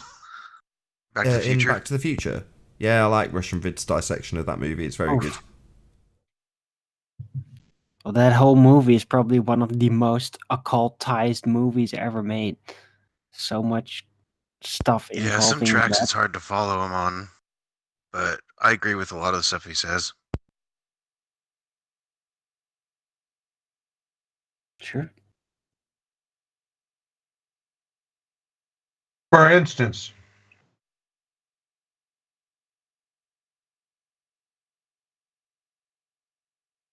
Yeah, can you give an example? Just did. He pulls apart some of the occult symbolism in Back to the Future. Shout out to Russian vids.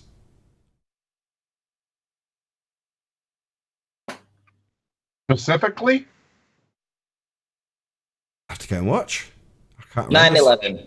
Specifically 9/11. How's that? There you go. There's a great big 9 Really? with a fiery 11 that was right next to it. good in the Was movie. that in Back to the Future somehow? Dude, Yes. that's Do you wanna know so where? good. I love that one. A picture, right, of two towers somewhere, or Dude, there's No. so many. There's Yeah, I'll so tell you many. where The are we. Pine Mall. Oh, let me just There tell is I'm in the- the 9/11 one. Just because. I think I saw that, but it's been a while ago, like at least a Can year. you guys hear me? Yeah, we can, Yes, yeah. I can. So the 9/11 is a giant 9 on a billboard on the side of one of the buildings on the town. So it's like a neon 9 with a strip light going around the outside edge of a 9, like a curly whirly 9. And then the tyre tracks on the shot on fire are right next to the 9 as the DeLorean goes into the movie theatre. So the movie theatre is intact in the shot with the 11 of the wheels that have left the tyre marks on fire and the 9 next to it on the building. There you go. And the All right, car burning and tire the- tracks has the 11 with a 9 next to it, basically. Exactly. Oh, But cool. it's not just that. There's so many more things. There's like 15 different things. And then there's a whole connection to Zeus. I don't know if you saw that one.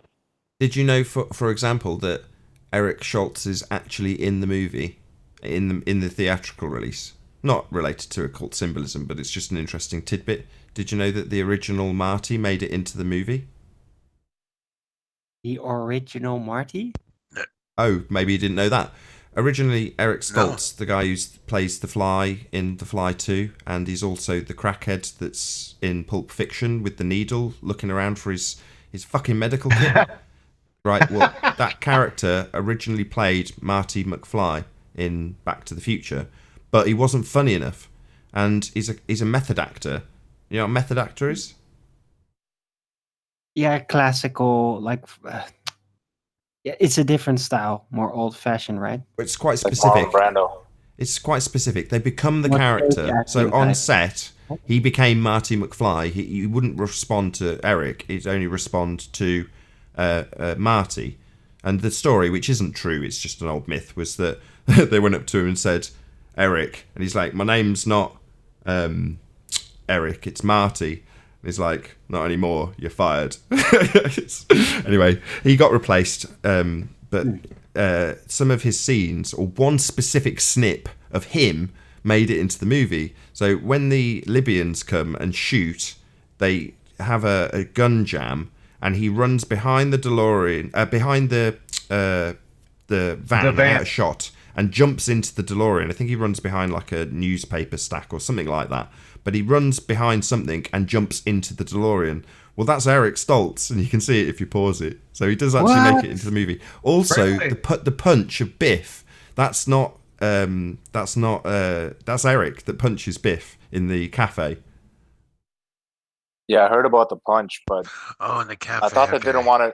I thought they didn't want to admit it, because if they admit it that he was in the movie, they'd have to like pay him or something. Well, he's only in for about 3 frames. You see him jump into the DeLorean. That's it. I never even knew that. Or must There's have also completely what missed else? There's a flat Earth map in there.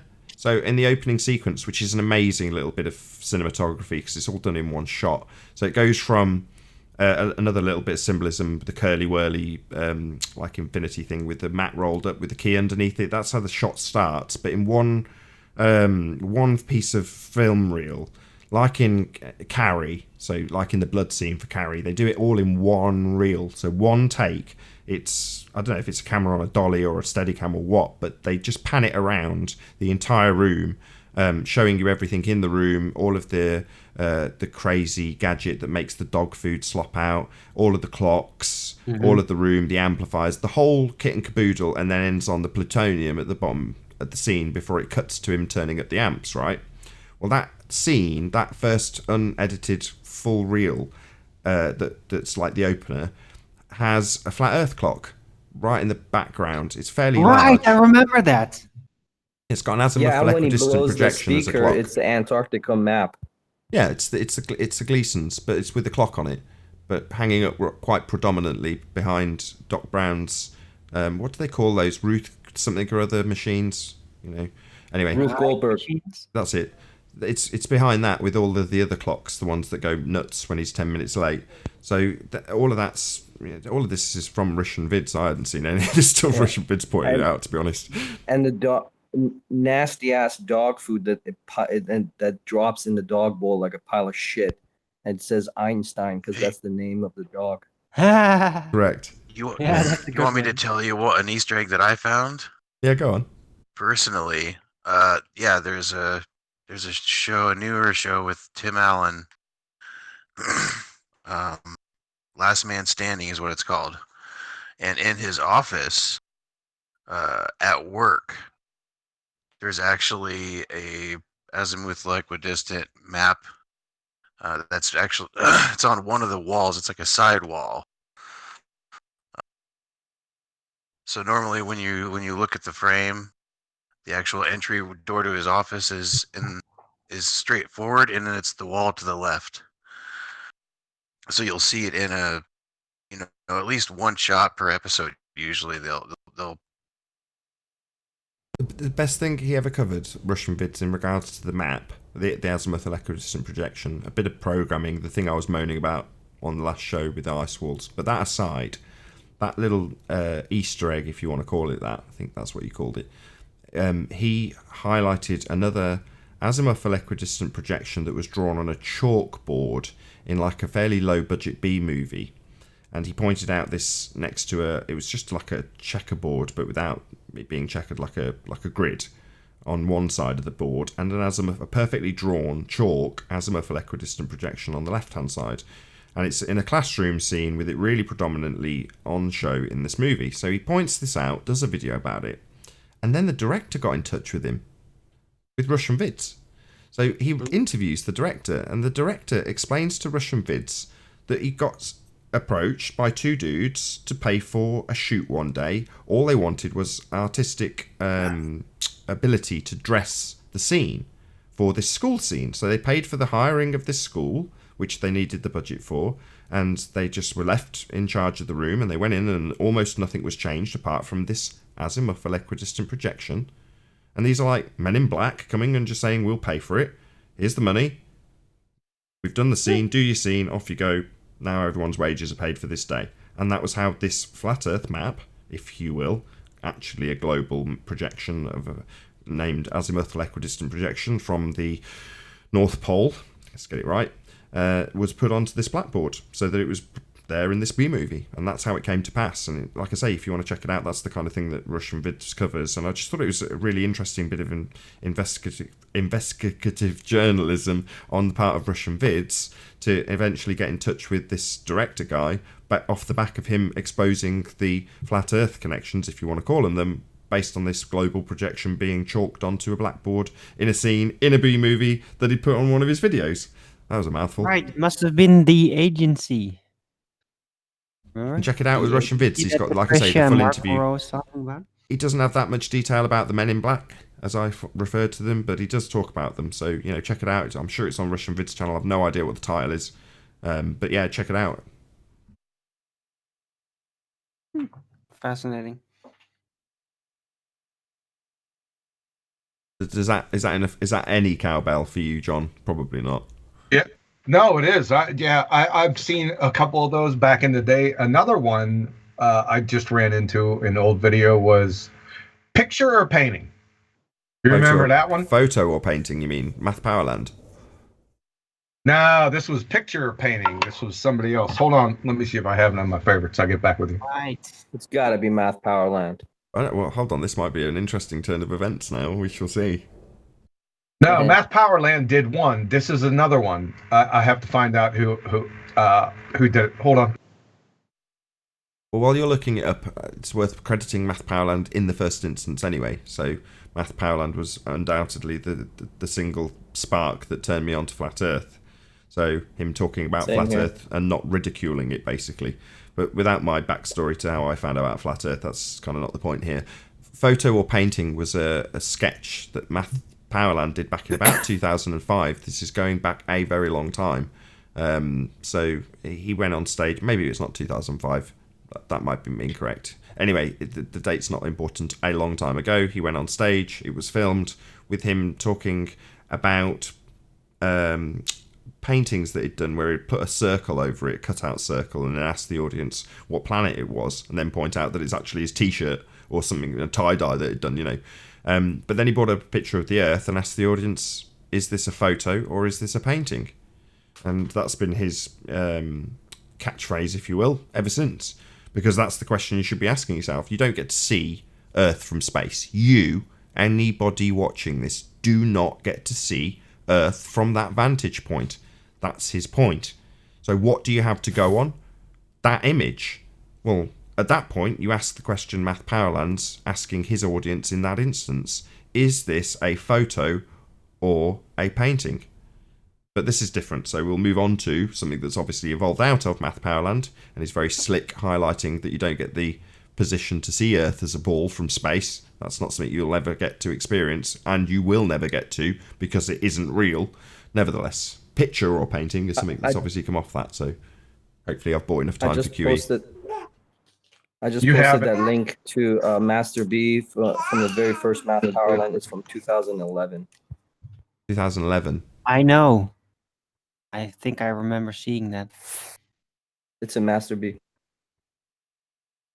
Cool. Thanks. Yeah. I haven't found it yet. Talk about your car.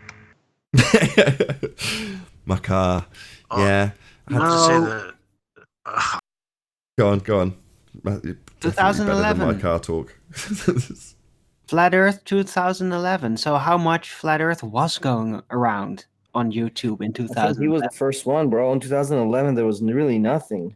I don't remember any of that. I think the first time I heard about it, and I've been dabbling about into conspiracy since 2001. First time I heard it was 2014. I know of only two people who precede that date. Do you know who they are? Weirdly enough, I have a distinct memory from roughly 2011, 2012, having seen Eric Dubay video. Very characteristic. No, that's incorrect. Eric Dubay wasn't around looking at flat Earth at that date. That's wrong. Sorry. What? Eric Dubay was not around in 2011. Yeah, talking well, about I flat did Earth. see it, and I do remember it vividly. That's incorrect. Well, I may have not seen it on an actual video, but I did see it. Eric Dubay wasn't covering that subject at that time. I know. Sorry. I believe you. I still saw it, though. Anyway, the two people who precede that date, 2011, there's only two people having interviewed people about.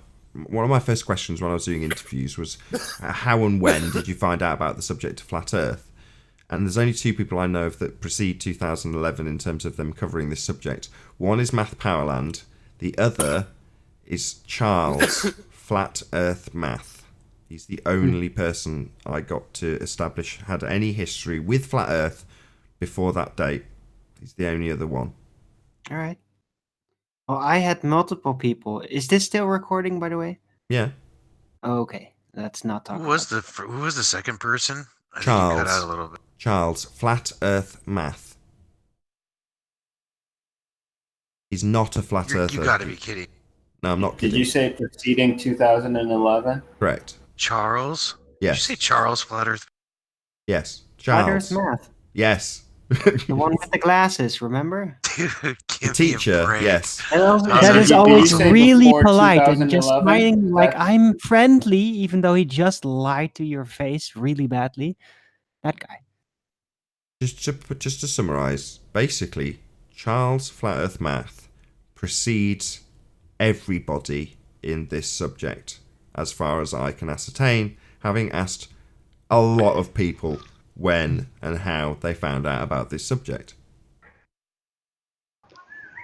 Hello, everybody. So he really has no excuse. Hey, Brian.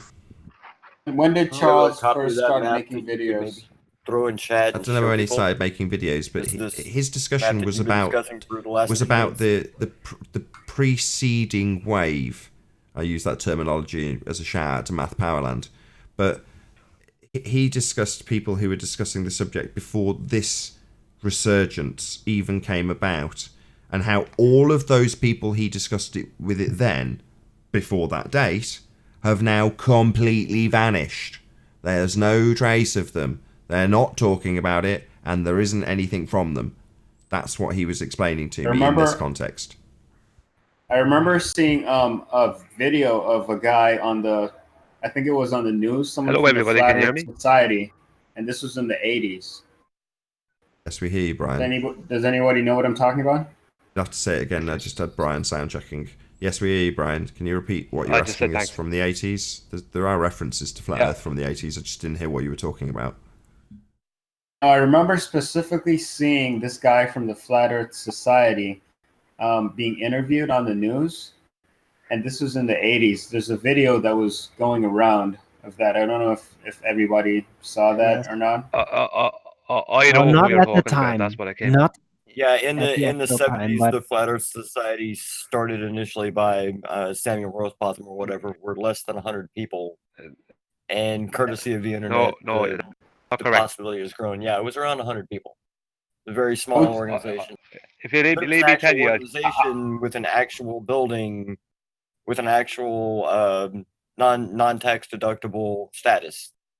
That organization disappeared about the time 10 others started. So the modern movement is 105 years old or so, give or take. what you're talking about is not the Flat Earth actually. Society. That was set up in 2004. That's as we know, a misinformation unit. It's the International Flat Earth Research Society, IFRS, and the last president of that was a guy called Charles K. Johnson, who died in 2001. He spent from 1974 until 2001 attempting to, well, he did totally prove the flat earth. He was an airline mechanic, an engineer, as far as I think he worked for Boeing and Lockheed and some of those. But before him, a man in London called Samuel Shenton was the president previous to him, and he passed it over to Charles K. Johnson. And Samuel Shelton, I have that word, I have his name wrong, the second name wrong. He actually tried to create a vehicle that would hover and allow the Earth to turn so you get to your destination. And it was proven that you couldn't do that. I don't know if he did that before he became a flat earther, or if he was a flat earther and he did that on purpose to prove that it's not turning, something like that. But the Charles K. Johnson, the last president of the International Flat Earth Research Society, he actually had his home burned down in 1996, and he said that it was started outside his home, and he reckoned it was on purpose. And he was after proving and doing tests and different things all over the world, like the Suez Canal and all these kind of things. And I read about some of the stuff he did, and I didn't even recognize it. But let me get I this didn't straight, recognize Brian. it by name. You're telling me that the perpetuators of the strawman arguments we have held against us had his house burnt down. That's what you're telling me. And the narrative is to Sorry, say that suggest again, Nathan. So the narrative, from what I heard from you, was that somebody who is part of what we would describe as the controlled narrative, i.e. the people who create the straw men. Someone in Google Plus is off mute and is causing chaos. The people who create the straw men for the people to come here and burn, like the dude the other day telling us about what the disk model does. Yeah? Well, that's the straw men they get from the Flat Earth Society. Now, you're saying in this instance it's the International Flat Earth it's IFAS, right? Which is also the namesake for Eric Debay. But a lot of the narratives that come from Robotham and alike are parroted through Flat Earth Society in all its guises. Now, my point was going to be that you're saying that the guy who in your narrative is the hero of Flat Earth was shut up by his house burning down. I just see it as a duping delight, if you will. Oh, look, this guy tried to talk about Flat Earth, had his house burnt down. He's the guy creating the straw men with the controlled narrative. Well, I listened to I read an interview he had online, and the way he was speaking nearly sounds exactly like is spoken on the show. He talks about things nearly exactly like you speak about on the show. This man Charles K. Johnson, because the Flat Earth Society is no connection to the International Flat Earth Research. They're two different things. The International actually, here we go. No. But okay, please continue. Like, no. Well, the Flat Earth Research, the International Flat Earth Research Society stopped in 2001. I know what you're saying. Flat Earth Society. Yeah, it's reinvented, or there are different paralleling entities that aren't the same. Now, I appreciate what you're saying. However, I'm not interested necessarily in the genealogy of the individual groups. It's chew the meat and spit out the bones. Now, if you're going to start pointing fingers in terms of know how your agency came about and where your thought process came from. It's agency. Like what's my agency? All I'm trying to say is knowing the history of dirt. It's like knowing science. Knowing history is like knowing science. Knowing that there could have been as few as 100 people less than 40 years ago who thought, oh, the Earth's flat. That's a great idea to do. Would have been great to know because it would show a genealogy to where you are today. Then you look at 50 or 60 years and go, gee, surely I should have a model of how the Earth works by now. Hang on, 1 second. Well, that's the whole point. Hold on, everyone stop talking. For the start, hold on. All I'm hearing is you coming off mute and causing feedback. Then I'm hearing Discord rumpusing. Then I'm hearing Skype rumpusing. Then I'm hearing Google rumpusing. Just want to hear the guy say it's about 100 people and get to summarise his point that would be useful so I can take a dump on it. Go on, mate. Off you go. You're talking to me? No, the guy who was talking about it being interesting and if we knew that there was 100 people, that guy. Oh, that guy. Yeah. There were actually less than that back in about 1975. So to know historically where your thought pattern comes from, to know historically where you got to the point you are today, where I guess there's close to 1 million people that might actually believe the Earth is flat. So I use Poe's law. There might be 10,000 people who literally believe it. Okay. The rest are either out chasing the Do almighty you dollar. not know of how do it many for ancient laughs, civilizations or depicted Poe. the Earth no, as no, flat I'm and using stationary? actual numbers. So shut up and sit down. I'm taking you on a merry ride, and when we're done, then you can speak. Right? That's how it works around here. No, that's Cool, what I thank do. you. You don't do that, or I shut you So, up. I'll I take think charge of it the panel. would be important Yeah, to just because I've given understand you time to speak doesn't in a mean you get to very tell the panel historic what's kind of what. reference That's my job. how you came to believe what you did today. Yes, I'm waiting for Just you to like summarize any that. other religion, just like any other science, just like any other discipline. Okay. And after 70 years, you guys had better Right, you've bring me a repeated model. that 3 I'm times now. serious. We've got your Just point. one- Thank you. One idea of how the damn thing works. Yes, thank haven't you. heard one, haven't seen one. Thank Still you. Are you haven't gonna seen shut one. up sometime Yeah, today, bro? he's just going to say the What the same hell's bloody wrong with claim you? 6 more times. Okay, Chocolate, let me just say one thing, and then you can go on to the previous civilizations that knew about the nature of reality, as opposed to this guy's description of this group of people. No, the group of people aren't providing us, the people who have recognized the nature of reality, any part of our history. They're part of a controlled narrative that provides the straw men arguments that the people come to demolish here. So it's unreasonable to assume that any deceptive agency would put total nonsense as their only narrative. They've got to have 90% truth, 10% bullshit. Well, that's why I say chew the meat, spit out the bones when it comes to these societies. I don't consider myself part of a group. I've got a few friends that I've made as a result of covering the subject, but I'm not part of any society.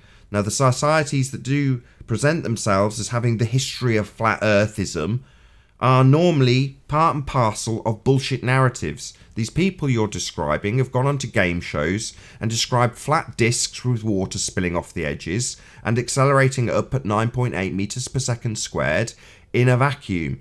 So they're part of a narrative that's woven into the narrative they want to keep. They want to keep space, and they want a nice little straw man people can attack with an edge of a disc in space that's absolutely going to get punted in their narratives. Now, Dell, at the moment, is also punting this narrative, flying up at 9.8 meters per second squared, a flat earth society narrative, which I want to know why that narrative would get punted by any normal Joe Bloggs normal, because you wouldn't. It's a flat earth society narrative, a straw man designed to keep their narrative alive within the flat earth narrative, space in that instance, gravity in that instance. Now, the other bullshit they weave in with the Earth as a disc and water flowing over the edge, they'll punt like it's funny. Same with umbrella skies and traversing lights with bullshit models. All of that shit Robotham puts out there. That's all punted, even though it's total nonsense, by these societies. Well, all people do is come along when they're given this crappy model with a light above that's the sun and moon, and they pull it apart and set it on fire. And we have to deal with the crap from people's assertions of ice walls and azimuthal equidistant projections and suns that are little balls in the sky moving around clocks. It's all bollocks. All of this shit that gets put into Back to the Future isn't for our benefit. But people think it is. It's all poison.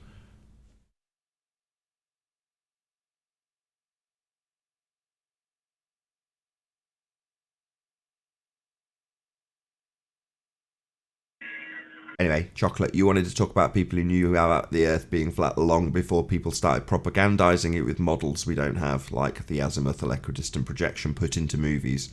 Go ahead, my friend. Okay, so then what is it? I asked you a question. You completed about an eighth of the question, because the conclusion to the question is, what model do you have? What I don't do have a you model. think it They're is? pseudoscience. You don't need a model. No. Your own concept of that? the Earth. What is it? What, my model? I don't have one. That's I've listened pseudoscience. for weeks, and yet have to hear Nathan believes this about the Earth, or I've done my own studies and this is the finding, or here's a model of how X works accurately on the Earth. I've simply heard it's not.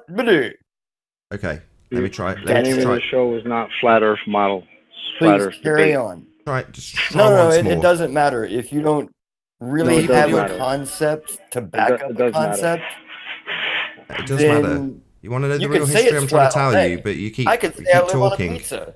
If I can't Definitely. show you a little bit of chunk of the fucking cheese, I don't live on a pizza. Motofox. I'm Remember what I looking for told you just a before? nugget of cheese. Just Hey, a if you want Nathan to score you away, you got to let him minute speak. of it. Go ahead.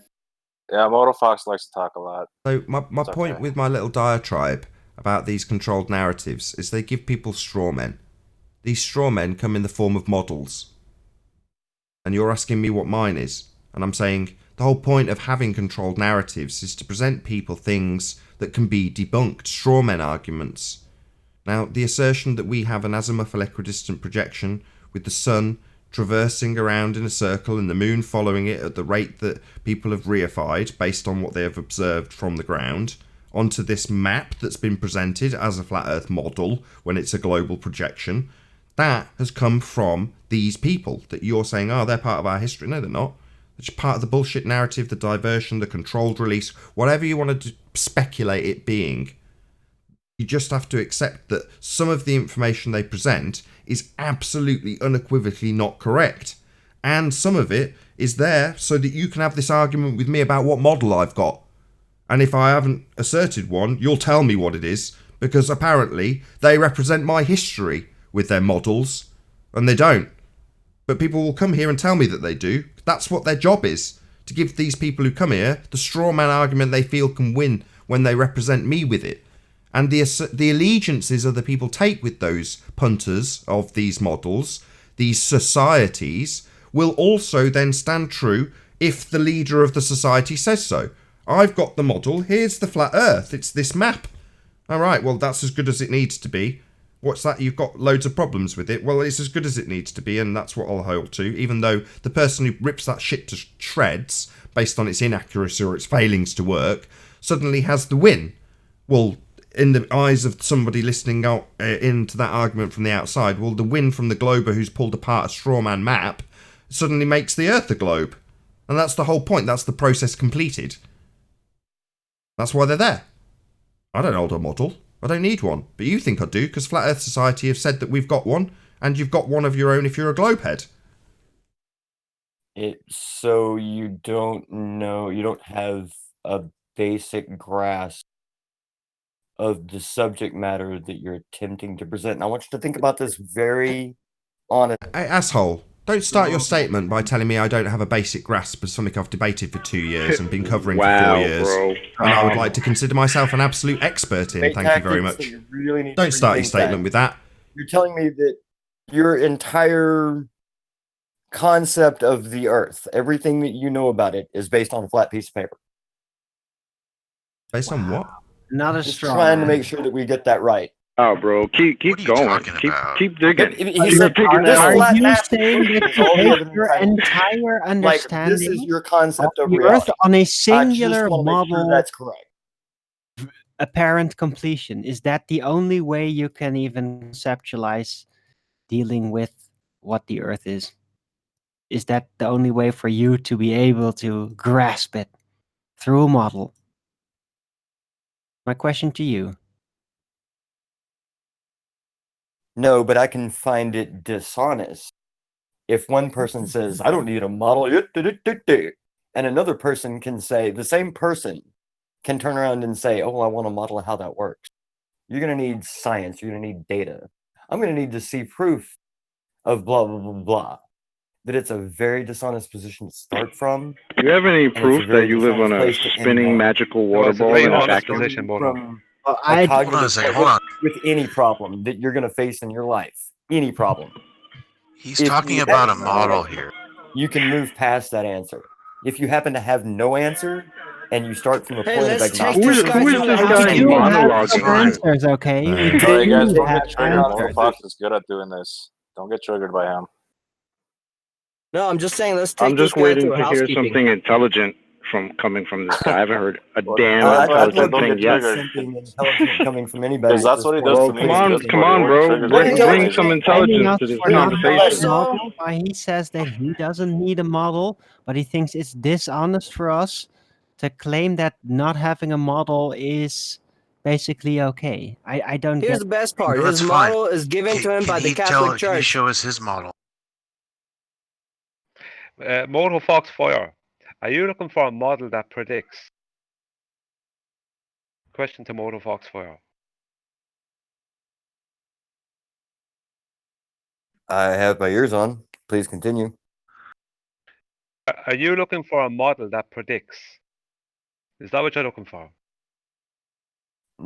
Saros Let's go cycle. back. Yes, you could. You could One say. second, you leave him could say talk. it. Yes, you could say that much. Now, Yeah, so that's a yes or let's go no. back Are you to yes? No, 1 second. yes. No, Yes. that's a yes or no question. Yes, yes. If So I'm what model do you have that the predicts? one required to find proof, everybody What else model is. do you have that predicts? Answer the question. Come again? What model do you have that predicts? There are 18,000 schools of cosmology that predict how the No, universe no. moves. I That's not a have yet model. to Show see. your Are they a model. model? How do you? The day that show I us can your walk model. into a university. Okay, here. Show us Shush. your model. Hey!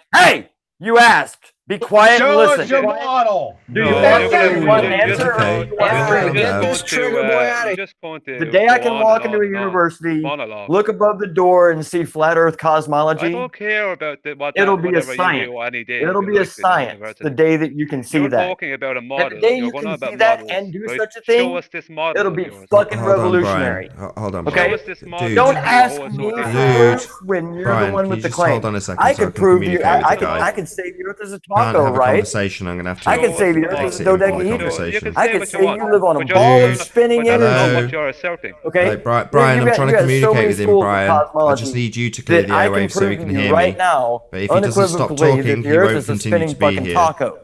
But can I'm you, trying to speak to you, my the friend. man with If the you don't claim, listen- tell me how and demonstrate?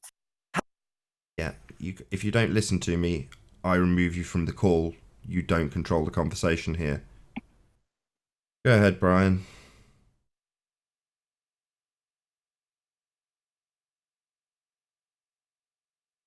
Quietness. He's still I talking just to wanted himself to in Discord. show me his model. He doesn't want to listen to anything. He wants to completely dominate the conversation by talking non-stop. And then when someone tries to respond, he asks the same question again. It's the usual tactic of somebody that doesn't have many arguments or isn't very intelligent. He's very new to this debate. He might want to go brush up and gather some facts or something with his nonsense. Well, I think that conversation could have actually gone somewhere, but everybody wanted to jump in on it, and then he also didn't want to shut up either. So You can try again if you So want. she He wasn't going goes. to provide No, anything. no, He everybody wasn't going was to just provide anything. out. I say let's try again He's just going for to fun. just Unmute him. keep going on about how we could live on a taco if he says so, if that's the way things are, and stupid stuff like that. He wasn't going to provide anything. See what he was asked about his It's own not. model. It's not No. stupid. I'm sorry. Wait, It's let not Nathan dumb. let Nathan handle It's Moto not. Fox. It's not even. It's not Moto even Fox, half hold on a idiotic. sec. What's Moto his Fox. name? There's got to be a. Med there's guy. got to be Med guy. I'm trying to talk to you. a way Right. that works. Let me get So let me please get tell the me. rules here, Medai, or you'll just be removed from the conversation again. I don't need you to mute him. Fine, leave him to rumpus me. You know, don't mind explaining to this guy. I tell you to shut up, and then you shut up because I run the show. So if you don't shut up, I have to remove you from the conversation. That has to be understood for there to be some sort of level of control here.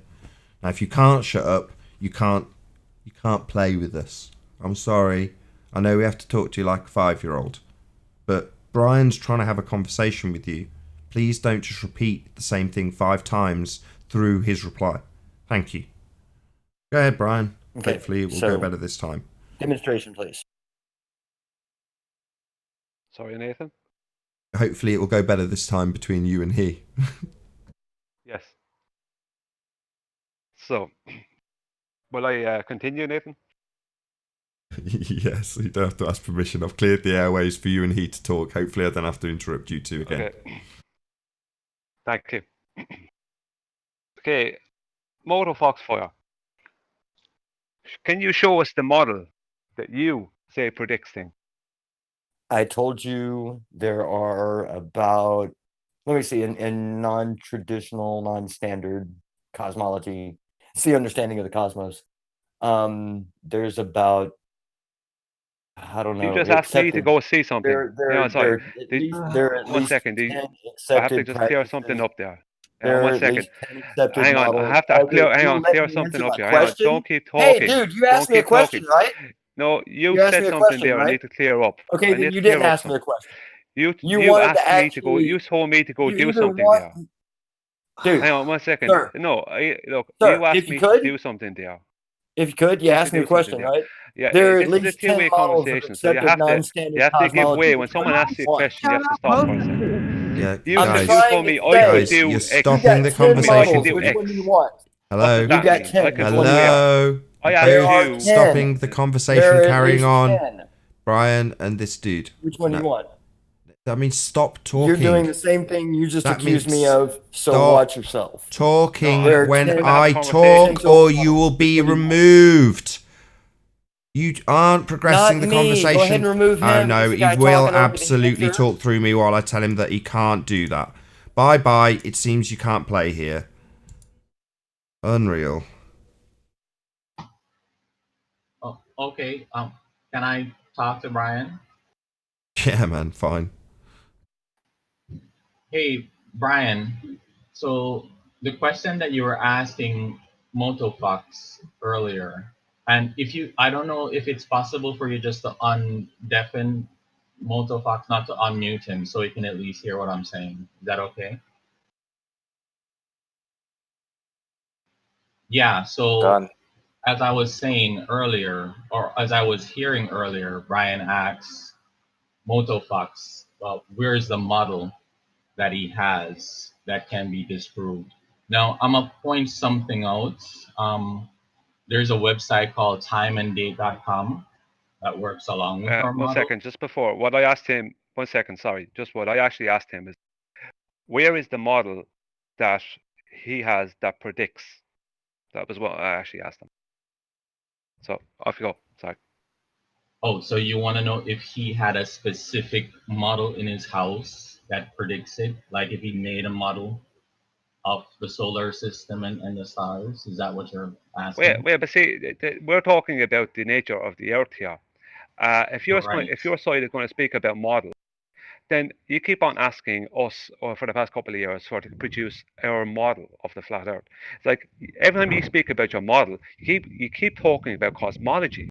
Cosmology is in the sky. It is not on our Earth where we stand and live. I understand your point. What kind of how is that? How is that even like if you want to even talk about a model? How is that a model of where you stand and live? If it's everything but where you stand and live. Brian, I understand what you're saying, but the reason why our model is important because it can predict things, and it also comports to what we say, the reality of what we live in. So what I was trying to point out, Would you give me one of those predictions? Oh yeah, I'm trying to. So what I was saying to you, there's a website called timeanddate.com that works perfectly along with our model. If you're able to disprove one of these hang on. predictions Time or and date. observations, hold on. You wanna? Would I you can finish in like describe time 30 and date for the seconds. audience, please? 1 second, because you're gonna. No, I have to. If you're gonna make assertions, you're gonna be stopped on them. So would you Sure. describe time and date for the audience? Yes. Let me do that. You type timeanddate.com into No, your would web you browser. describe Hold what on. it Yeah. is? No. No. Yeah. Describe what it is, rather than typing it into the Google. Yes. And then I'm gonna go through all that. Once you type it in, you can actually find your wherever you're living on the earth, wherever, whatever city and country, you can put that in. You can see time, date. You can see where the sun comes up. It explains a lot of where.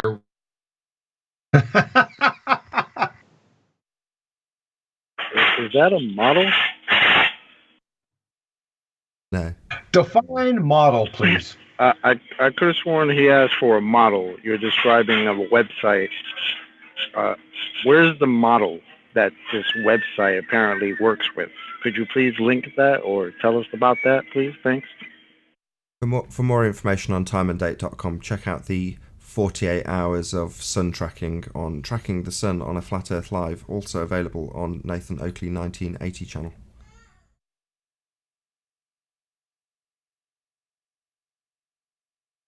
Define a model and then show how it connects with your website.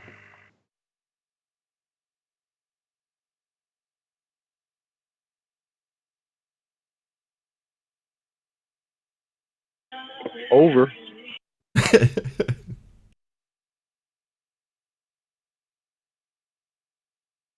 he leave? Ese.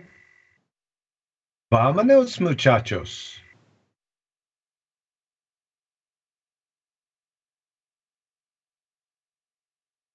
What's it there? Vamos. Let's go.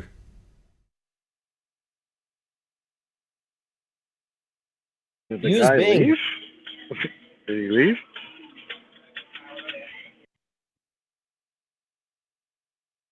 Maybe he was looking for it. Maybe someone can summarize the point here rather than the dead air. The dead air's made its point, if you know what I mean. Wait, was Ice Cold talking? Because it looks like he might have mic issues. Oh, is he flashing but not talking? That's what it looks like to me.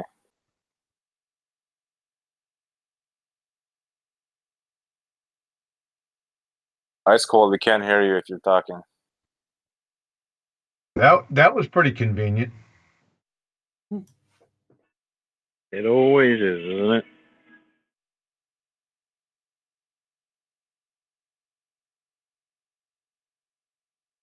Well, for the audience out there, currently all the calculation done to predict celestial bodies, eclipses, such, those are all done based on the Saros cycle, which was basically created and developed by the Babylonians.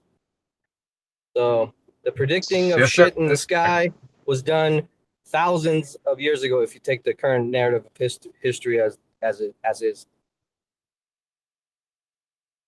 Can you just do a quick sound check for Discord? Sorry, can someone in Discord say something? Hello, Can you Nathan, guys that's hear me me in now? Discord. Yeah, we hear you. Right. Excellent.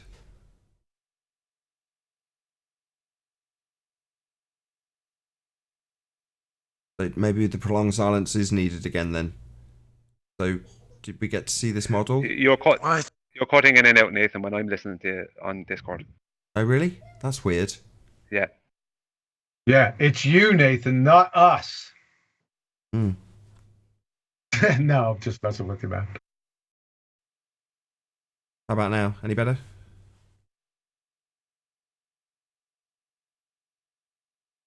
No? It's the technical issues. So might be my cue to end the recording then. If you can't hear me. I'll try refreshing Discord once more.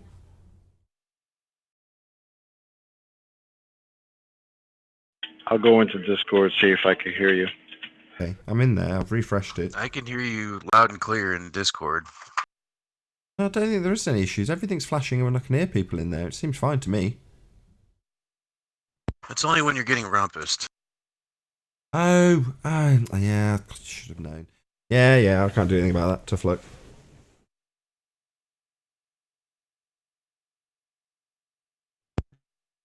Is this an obfuscation? So,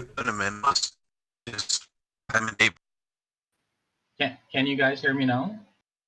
we can hear you, but Ice Cold's got mic issues. He's roboting. All right, I figured out the problem. I can hear him in Discord, but I can't hear him on your show, Nathan. So you're just not connecting with him. Oh, really? Yeah. So if I disconnect completely from the voice chat, refresh, and then go back in. Tell him to drop and come back in. That's what I've just He done. already did that. And now Alright. I'm connecting and should be in. Can someone say something? Can you hear me? Ice Cold, talk to us. I can hear you, mic check 1, 2, Discord, over. Yeah, perfect. Everything seems fine again. I just had to leave and come back in. That wasn't Ice Cold, though. Oh, that's his problem if he's got an issue. As long as I haven't. Right. So my main point was time and date is something that works along with our model. If anyone could disprove this, this would be something to say, hey, look at this. And I would be really interested So in yeah, looking at that. getting back to that model, I mean, this was the question that Brian had asked. Do you have that model to present to us? Like, Where's the model? Yeah, it's the that you're talking standard about? heliocentric model. Can we What see do it, you, please? what do you want exactly? Can you show us that, please? Can you post the link in the live stream in Discord so we can have a look at it? So put a website where it's all together, is what you're saying? Yeah, the model. You guys are always talking about the model, so it should be real quick. 2 minutes. The model. Post the model. Could he define it first and then post it? Would that be too much to ask? That'd be cool. That might be too much to ask. So not just define a model and then post the heliocentric model in live chat in Discord. Thanks. Sure, just a moment.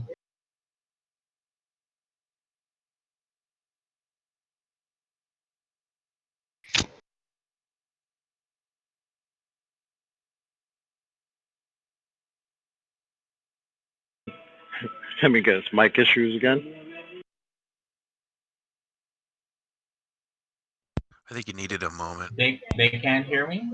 But yeah, we I'm hear trying to you. find like something that can put it in like one website. So because this is something that I learned in Just banging school, it. right? So Something that you learned what, sorry? My original question to you was, could you show me something that your model predicts? And you start pointing out the website time and date. Your model does not predict anything in time and date. Like time and So date we has no don't- connection we- to you. No, we predict to how the Earth long the journey. sun. Sorry for cutting That's just in. a prediction of what happens in the sky, which has been going on for a couple of thousand years, supposedly. And that's not a scientific prediction. Could he Prediction please that has stay nothing on to do with topic? a globe Earth. Could Hold he on, please so stay when you on say- topic? That's not a prediction.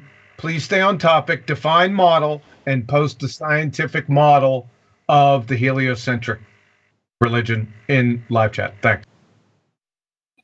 No, it's not a. No, what QE said is it's not a prediction.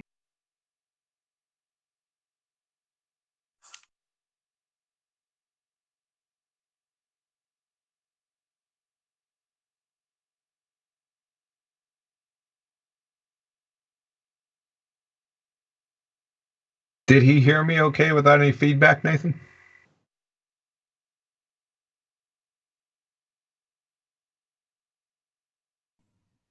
You are loud and clear.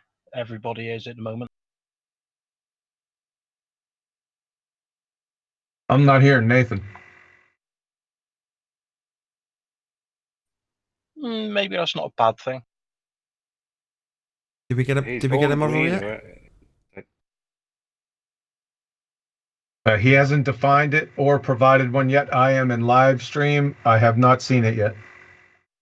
Okay. I'm making. I heard my name from the kitchen, but can I carry on making coffee? Just for the audience's benefit, we're waiting for the heliocentric model, and then I think to summarize Brian's point, he wants to see the predictions that this model makes. So first we need to see the model, then we're going to see predictions as per Brian's question. I thought he was supposed to define what a model is first and then provide the model, the heliocentric model.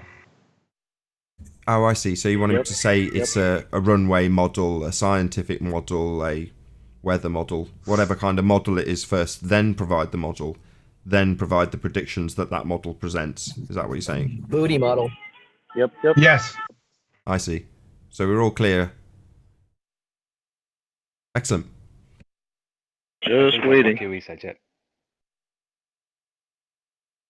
I mean, is it a fashion model or is it a mathematical model? Hopefully we shall see, Arwen. Because every time model? we ask somebody for a model, apparently we don't get an answer. Well, I'm just But it seems giving like we're some always hints, asked. trying to help out. Yeah, seems like we're always asked for our model, but when we say, "Hey, where's your model?" It's always the mic. Hold on, I'm coming with somebody it. I'm dropped. trying to find just 2 websites and maybe 2 other pictures to go.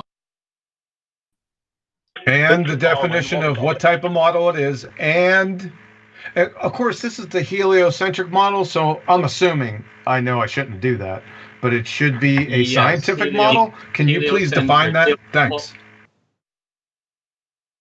Yeah, you're right. Heliocentric model. I also gave, because my main thing was the timeanddate.com. If anyone has anything that does not work with time and date, because that goes along with our model perfectly. But if you guys have something that also predicts things and is my mic working? Is my mic working? I just want to check. Is my mic working? Yes, your mic is working. Your mic is working. Yes. I would like, again, for like the 6th time. You said model. I said what? Define a model. That is, what type of model? Give us the definition. Then show the heliocentric model. And then show the prediction. Thanks. Right. So time and date goes along with the predictions.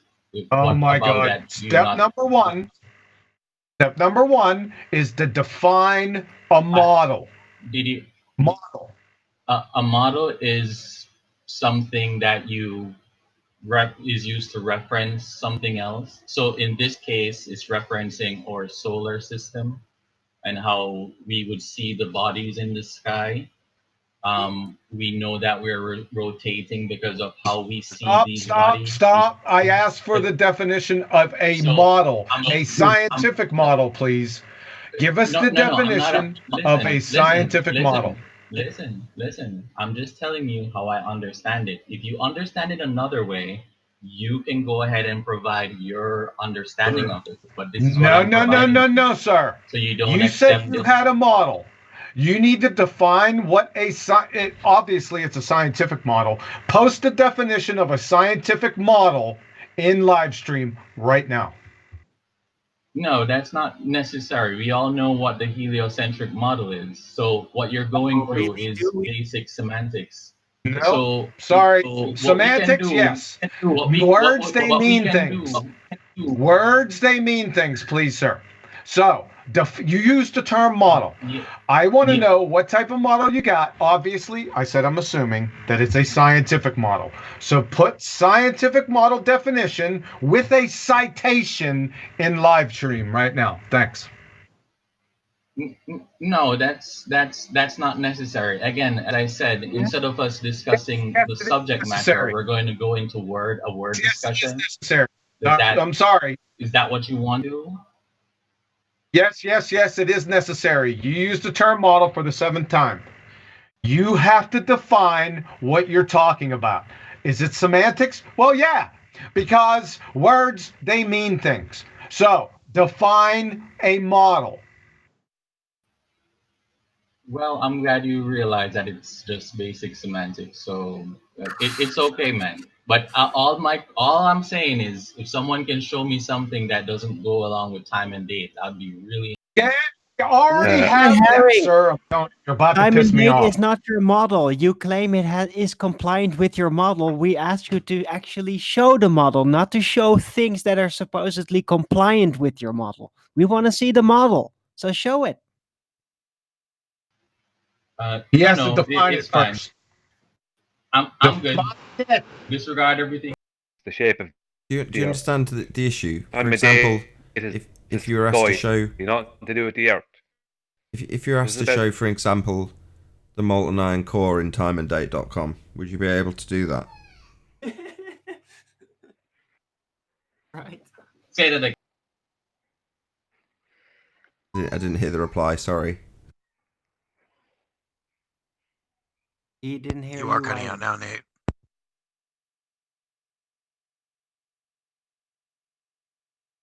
He asked you to repeat your question. Oh, my bad. I said you couldn't, for example, show me the molten iron core in timeanddate.com, could you? Oh no, for sure. I couldn't.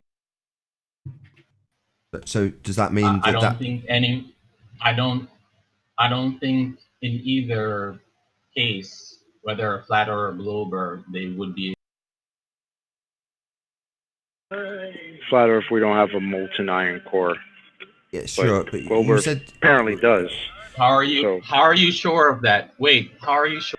no. We're not arguing about whether or not there's a molten iron core. The point is that in the Yeah, heliocentric that's what I'm model. saying. I don't like. Yeah, don't tell me what you're saying while I'm talking. I'm saying that your time and date program doesn't have some pretty fundamental elements of what is claimed to be part of the heliocentric model. So it isn't a model of the heliocentric system, which is what we're asking for. You say you've got a model, and we're saying, can we see that model? You're saying, here's time and date. And we go, where's the molten iron core?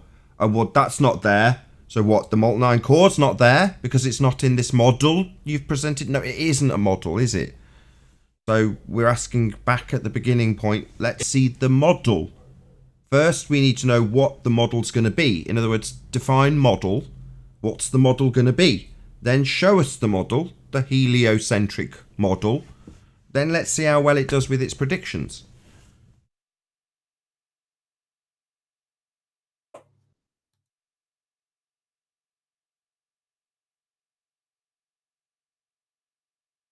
This was the silence last time where I asked someone else to make the point rather than the silence. I know it's fun to hear the fundies run their nails along their desk because this is the silence for them, right? It's their pain. But there's a point to all of this, isn't there? Since he's not going to define a scientific model, I posted it in the live stream. A scientific model. From Indiana University, the important point that Becker introduced is that the explanation of a natural phenomenon must be testable by experimentation. In other words, once a model is proposed as an explanation of a phenomena, it can only be considered a scientific model if it can be objectively tested by experiment. Thank you. Show us the experiment, sir. Defined experiment. The establishment of a cause of a natural phenomena by way of systematic Defined experimentation. experiment. And I hadn't even finished my sentence, of course. It might take more than an entire breath to answer your question. I'll try again.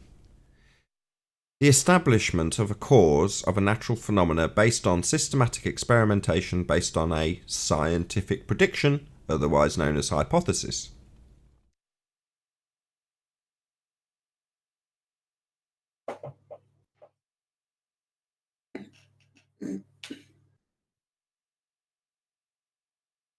Over.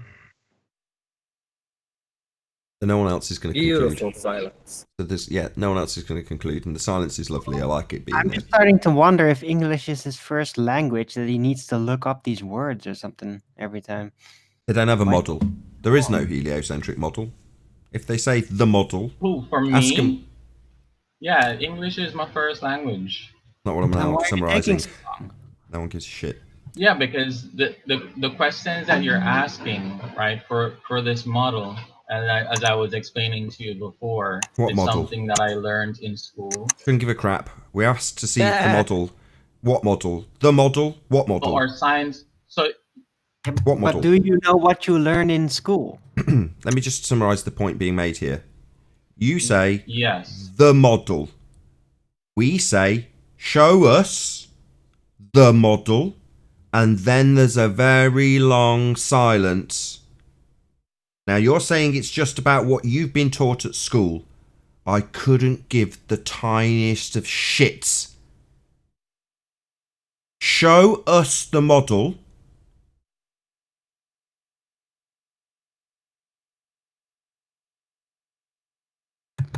I've already answered the first question for you. Or did you hear rumors perpetuated by school books that and popular talk that there is a model? It's out there.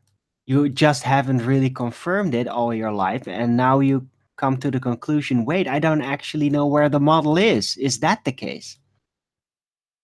He doesn't even know what a model is, let alone where it is. He's mentioning what the model is. Let him respond, and then I'll make my conclusion again, hopefully without interruption from him. We've left nice long pauses. So, you've been asked for a model. A model's not been presented. Do you want to add anything else before I summarise? In the live chat, you don't see where I posted sciencing.com. Oh no, new. Oh, excellent. That's even better. Got the model. Anybody gonna have a goosey in the live chat? Sciencing.com has the heliocentric model apparently. I am in the live my chat. definition I of a do model. not see it. More grassroots. It's a basic. So that's what I'm trying to say. If you're telling me that this basic representation can't suffice, you can say, hey, this is why it's wrong. I'll listen. What? No, we're looking. Oh, it's right. Hold on. Go ahead, Nathan. Sorry. I was just gonna say I haven't seen it yet. So has somebody seen this model that's been presented in live chat? It It's sounded not like it was a representation.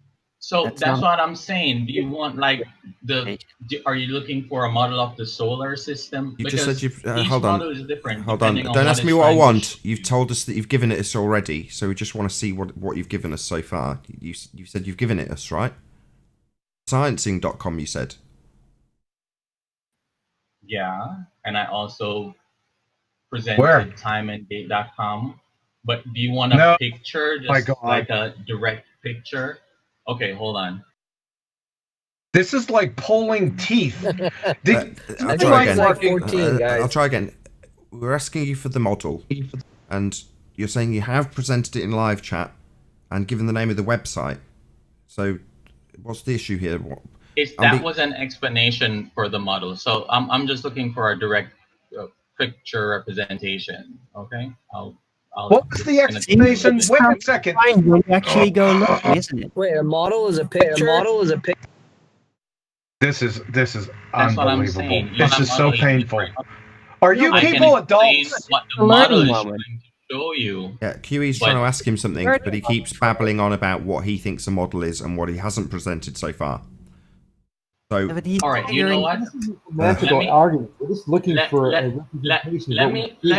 Let me drop my whole point, right? Let me just say the things on timeanddate.com. I find it very interesting because this is what I see in even my day-to-day life. I can look at a specific date, know when the sun's gonna rise, know when it's gonna set.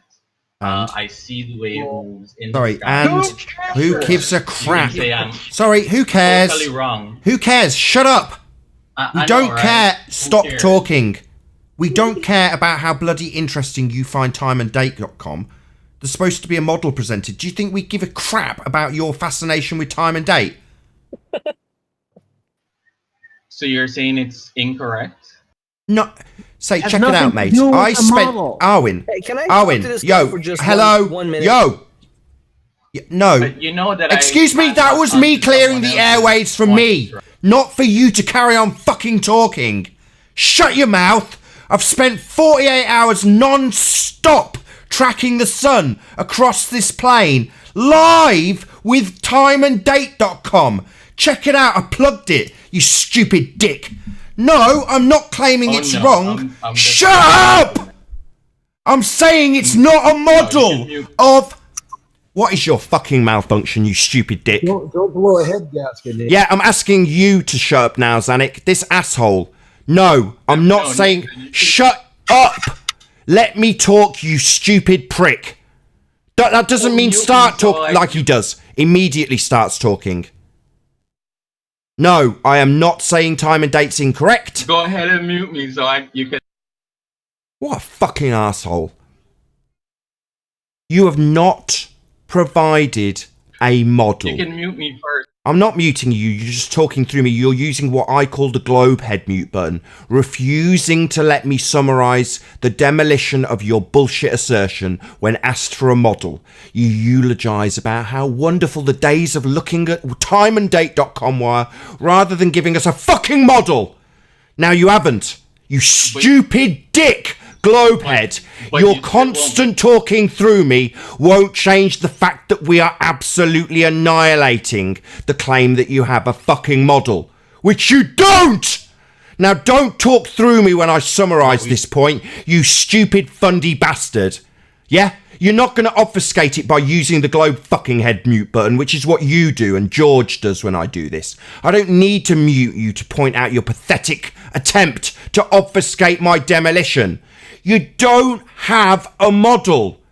Yeah, you've got an idea of a model from what you were told at school. You've got a website that tells you about how some parts of a model might work, but at a fundamental level, this dipshit that won't shut up doesn't even understand what a model is, and certainly hasn't presented a heliocentric model. So next time some fundy prick that can't shut his mouth long enough to hear how his religion's wrong tells you he's got a model, ask him to see it. And like this stupid asshole that won't shut his mouth, they won't provide you with one. They'll tell you a little story about how they like looking at timeanddate.com. Or they'll tell you a little story about how they were at school like a little boy and how they were told of the model that they haven't fucking shown us. Do you get it, dick? So that's why you don't have a model also. Oh, you stupid retard. You claim to have a model. We say models are pseudoscience and define models. John did it for you only 10 minutes ago. But because you're retarded, you didn't listen to a word he said. He defined what a scientific model was. A model with empiricism, one that's based on predictions. But I'm in no doubt whatsoever that you didn't listen, because you want to talk and repeat the same shit over and over when other people try to attempt to point out you haven't got a model. But you're talking about a model. Do you have a model? Who gives a shit? I'm not claiming I have one, you stupid fundy fuckwit. Great, so you don't have one, and you're the one telling us about your model that you haven't got. Yeah, sounds about right. Yeah, do you want to now talk through me again, you stupid spastic? Tell me about how I'll mute you, you fundy moron. You don't have what you talk about. You're stupid and think you've got something you haven't. But you're a moron, and you'll talk over me while I point that out. I'll leave dead air for you to summarise. I'll make sure all the rumpus is out the way and you've got your chance to make your shit point that I'm pulling my pants down and taking a giant shit on right now when I point out you haven't given us one. You don't have a model. There is no heliocentric model. Just wankers who don't like it being pointed out and try and obfuscate me pointing that out. That fact that you don't have a model, dipshit. Over. Hey, in school, did you learn about the Saros cycle? Did they teach you that in school? Just wanted that silence there, Moto, for this prick who stopped interrupting me now. Now his stunned silence says it all. You don't have a model, fuckwit. Maybe you'd like to interrupt me now. The model is a myth. No, Arwen would. Listen. My silence now. Let's just say my more primal instincts are there. Okay. What? You babbling, bullshitting idiot.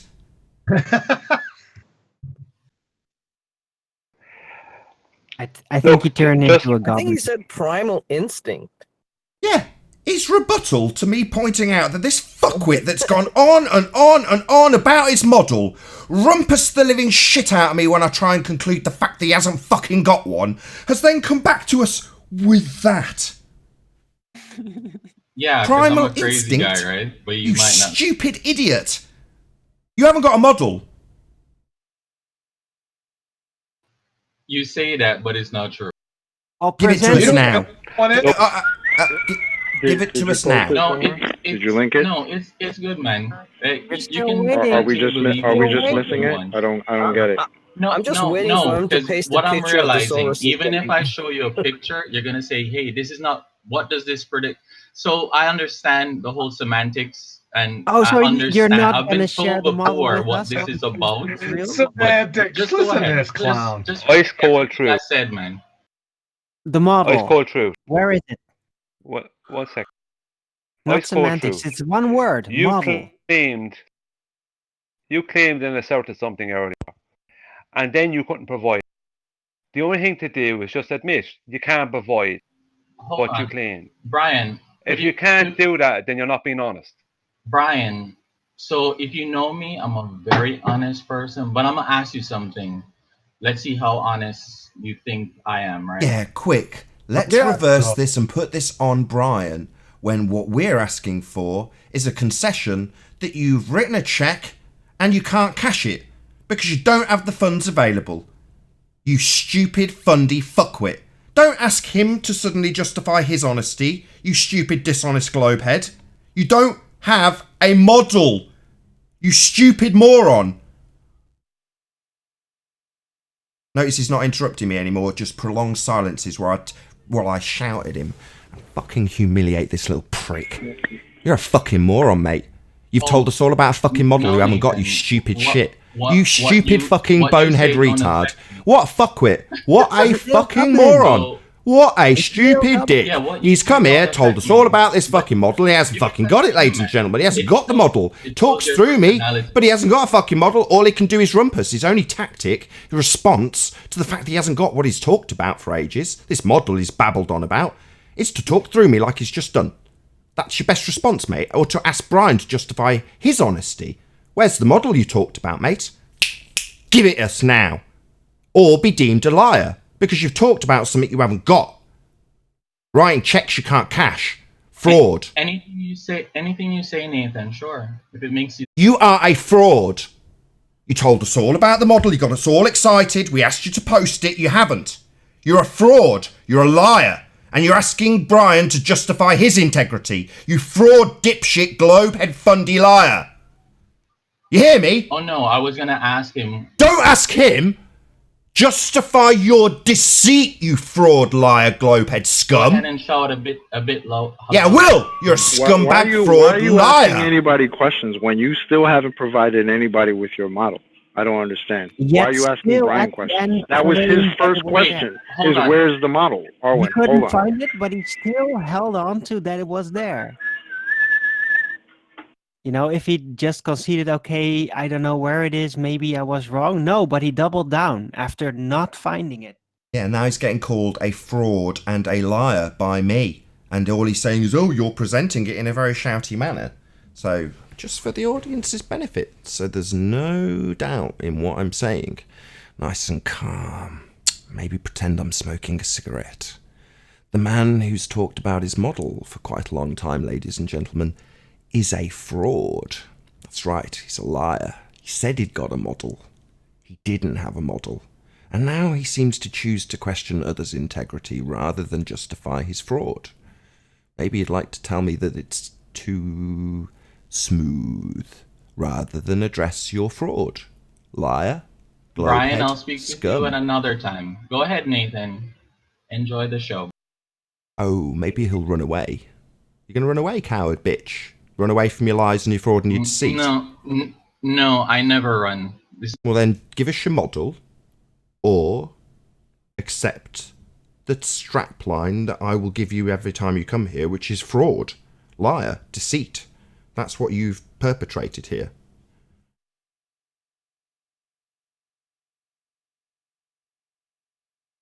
There's that silence. You can't. Ice cold truth, you can't make an assertion and then not provide the evidence for it and then continue to make the assertion.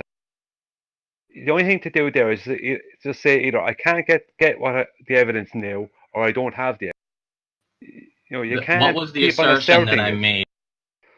About model. Well, you asserted you said that you have a model. To what I That you have a model. Hold on. He's asking us, but he won't shut up. For a model. Wait.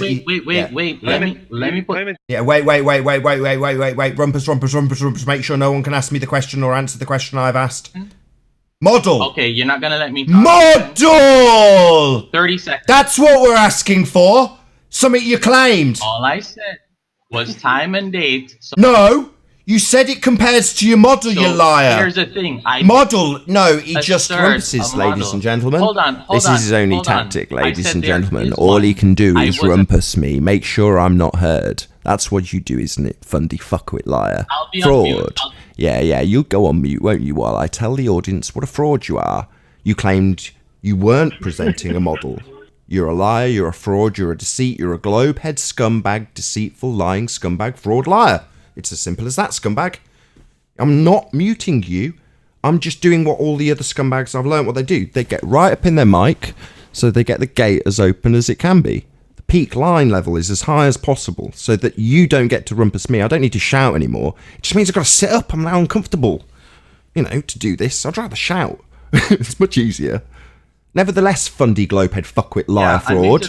Don't start talking when I point out with the starting sentence that you're a globehead fuckwit liar fraud that you haven't presented your model here. That's what you claimed. You talked on and on and on about the model and how it compares. Not time and date. That's not your model. You stupid fuckwit globehead liar fraud. And that's the point that I started with. You were the ones asking for this specifically. I know what I started with, but go asking ahead. For put what? Words in. What were we asking for? But Ask us for our model. That's how it started. We haven't forgotten. We're still waiting for you to present your model because we don't actually officially claim a model. That's how it started with you asking someone else. And it's a model you've spoken about numerous times. That's not how this started. This started with the asking of a question in regards to the Flat Earth Society with assertion from another dude that said it was our history that we needed to adhere to for some reason. And I pointed out that a controlled op narrative was to get people to hold models. How quickly we forget. How quickly I can summarise. Amazing how quickly it brings silence from the fundy fuckwit. You're a fraud and a liar and you don't have what you've claimed. You don't have a model. There isn't a model. That's the point. Was my claim model or time and date? Please tell me. Sorry, what the fuck do you think time and date is proving, you stupid idiot? That we've got a heliocentric version of the world? I'm glad you ran around that. Go. Did you not hear the point where I pointed out that I've used that software for 48 hours to track the sun? What do you think it's proving, mate? You don't think I'm familiar with that software? It's not a heliocentric model. Who gives a shit? My original question to you, Ice Cold Truth, was, can you provide me with one prediction that your model makes? So you instantly, by trying to provide me with a prediction, you're instantly saying and you're instantly agreeing with that you have a model.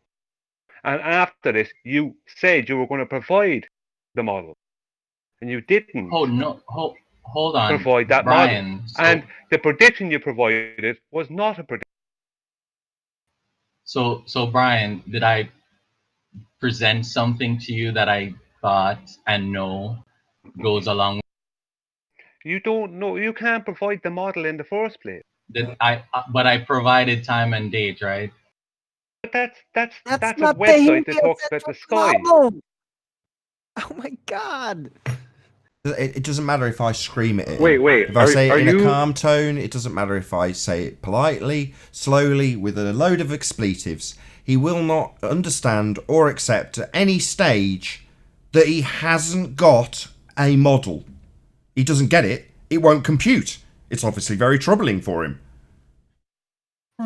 Let me ask a question. Wait, bro, are you under the impression that time and date is your model?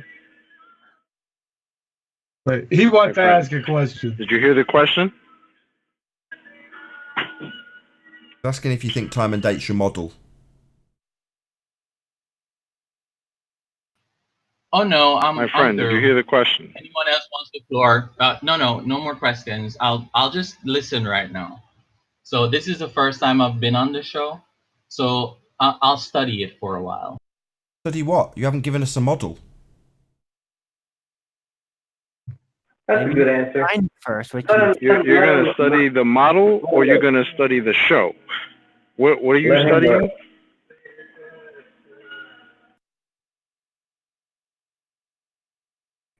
I think that's fair enough. It's the first time on the show. I say we let somebody else chat. I don't care. Yeah, I've got no sympathy. that's fine. Oh, man, don't write a check your What's ass can't normally cash. he said he's done. Don't write a check your ass can't cash, especially not here. First time on the show, I've got absolutely no sympathy whatsoever, especially when he talks through me. When I'm trying to conclude the point that they don't have a model, he starts talking, wonders why I get snippy. Yeah, I'm concluding the point that you haven't got what you've come here and provided, or said you'll provide, in the form of a model that you don't have. But every time we tried to point that out, you'd talk. So yeah, that's asshole behaviour from a fundy that just doesn't realise how wrong he is. But when he came here, he thought he was right. Because he was told so in school, he justified it. Through me while I'm trying to summarise the fact that he hasn't got it. But now it's, I'm new here, man. Like I give the tiniest of shits, you stupid fundy fuckwit. Don't come here and tell me about a model and how it's got predictions. Yeah? You're dealing with the professionals. You are a rank amateur brainwashed fuckwit. So come here and ask for sympathy about your first time here. You won't get it. You'll get a big fat chunk of me shouting at you. Yeah? Because you become the fundies we fight against when you brace against reality. With a reality backed up by a model you haven't even got. Okay, fundy? Don't give a shit that it's your first time here. Learn better. Watch the show first. Realise what you're in for. With your stupid belief in a sphere, in a vacuum, and a model in the form of what? Time and date. Absolutely pathetic.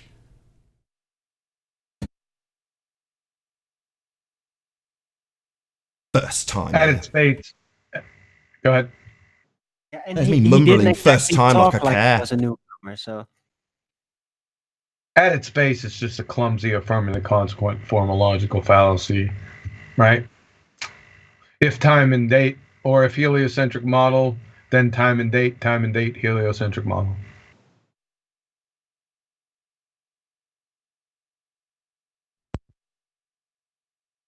Right on.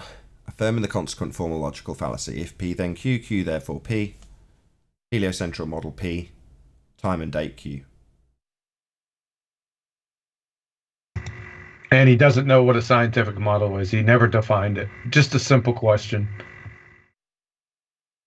Just obfuscated. Just nonsense. This is ridiculous. I do remember about 6 months ago me pointing out to Anthony when he was like, oh, people won't just come here. And I'm like, no, tragic people will come. And because in their arrogance, they know how right they are. They know they live on a sphere. And they see us doing a show like this, chit-chatting about whatever, probably off topic at the time when the fundy thinks, these guys don't know what they're talking about. They're discussing Back to the Future. And they pipe up about their bloody model. And within a few minutes, they're discord rumpusing the living shit out of the annihilation of their religious belief in a sphere, and then crying foul because they're new here. Like I care.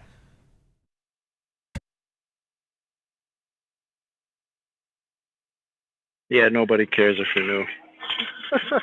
Like, if you're gonna come here defending this globe, have some proof for it. It's nonsense. Your presuppositions aren't gonna work here. Oh, we didn't get close to proving the globe. You didn't even get close to pointing out that the model itself, if he'd have provided it, not that he did, is a reification fallacy, and we don't live on a bloody model. I think it was the first answer I gave him. Course completely ignored, not in the slightest bit comprehended. We don't live on a model. What do you think you do with that model when you present it? Not that you're going to. Tell us we live on it. We don't live on a model, fundy. Who gives us tiniest shit about your model you haven't presented? We don't live on a model. Okay? New here? Yeah, go away with your tail between your legs knowing that you don't live on a heliocentric model. It's just a model. You don't live on models.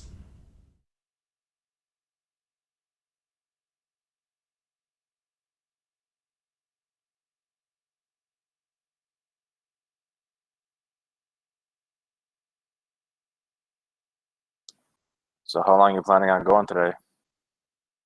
About another 60 seconds. Damn.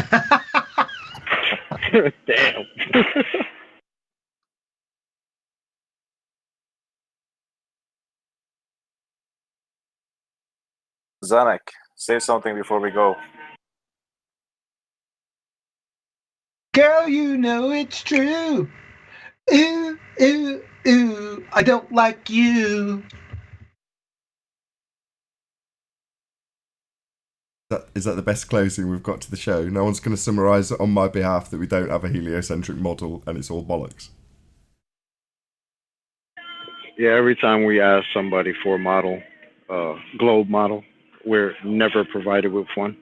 So someday, maybe somebody will come on, and when we say, "Can we see the model?"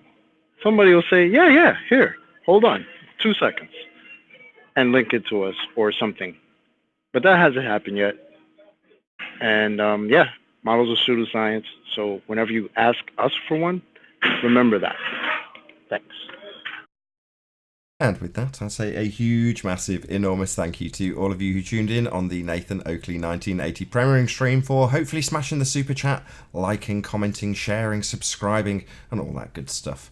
Of course, a massive thank you to all of today's debating panel for making this after show possible. Be sure to check out nathanoakley.com and the Flat Earth Debate Forum to keep up to date with the community debate. I've been Nathan Oakley, and I'll see you all in the next video. Oh, what a day! What a lovely day!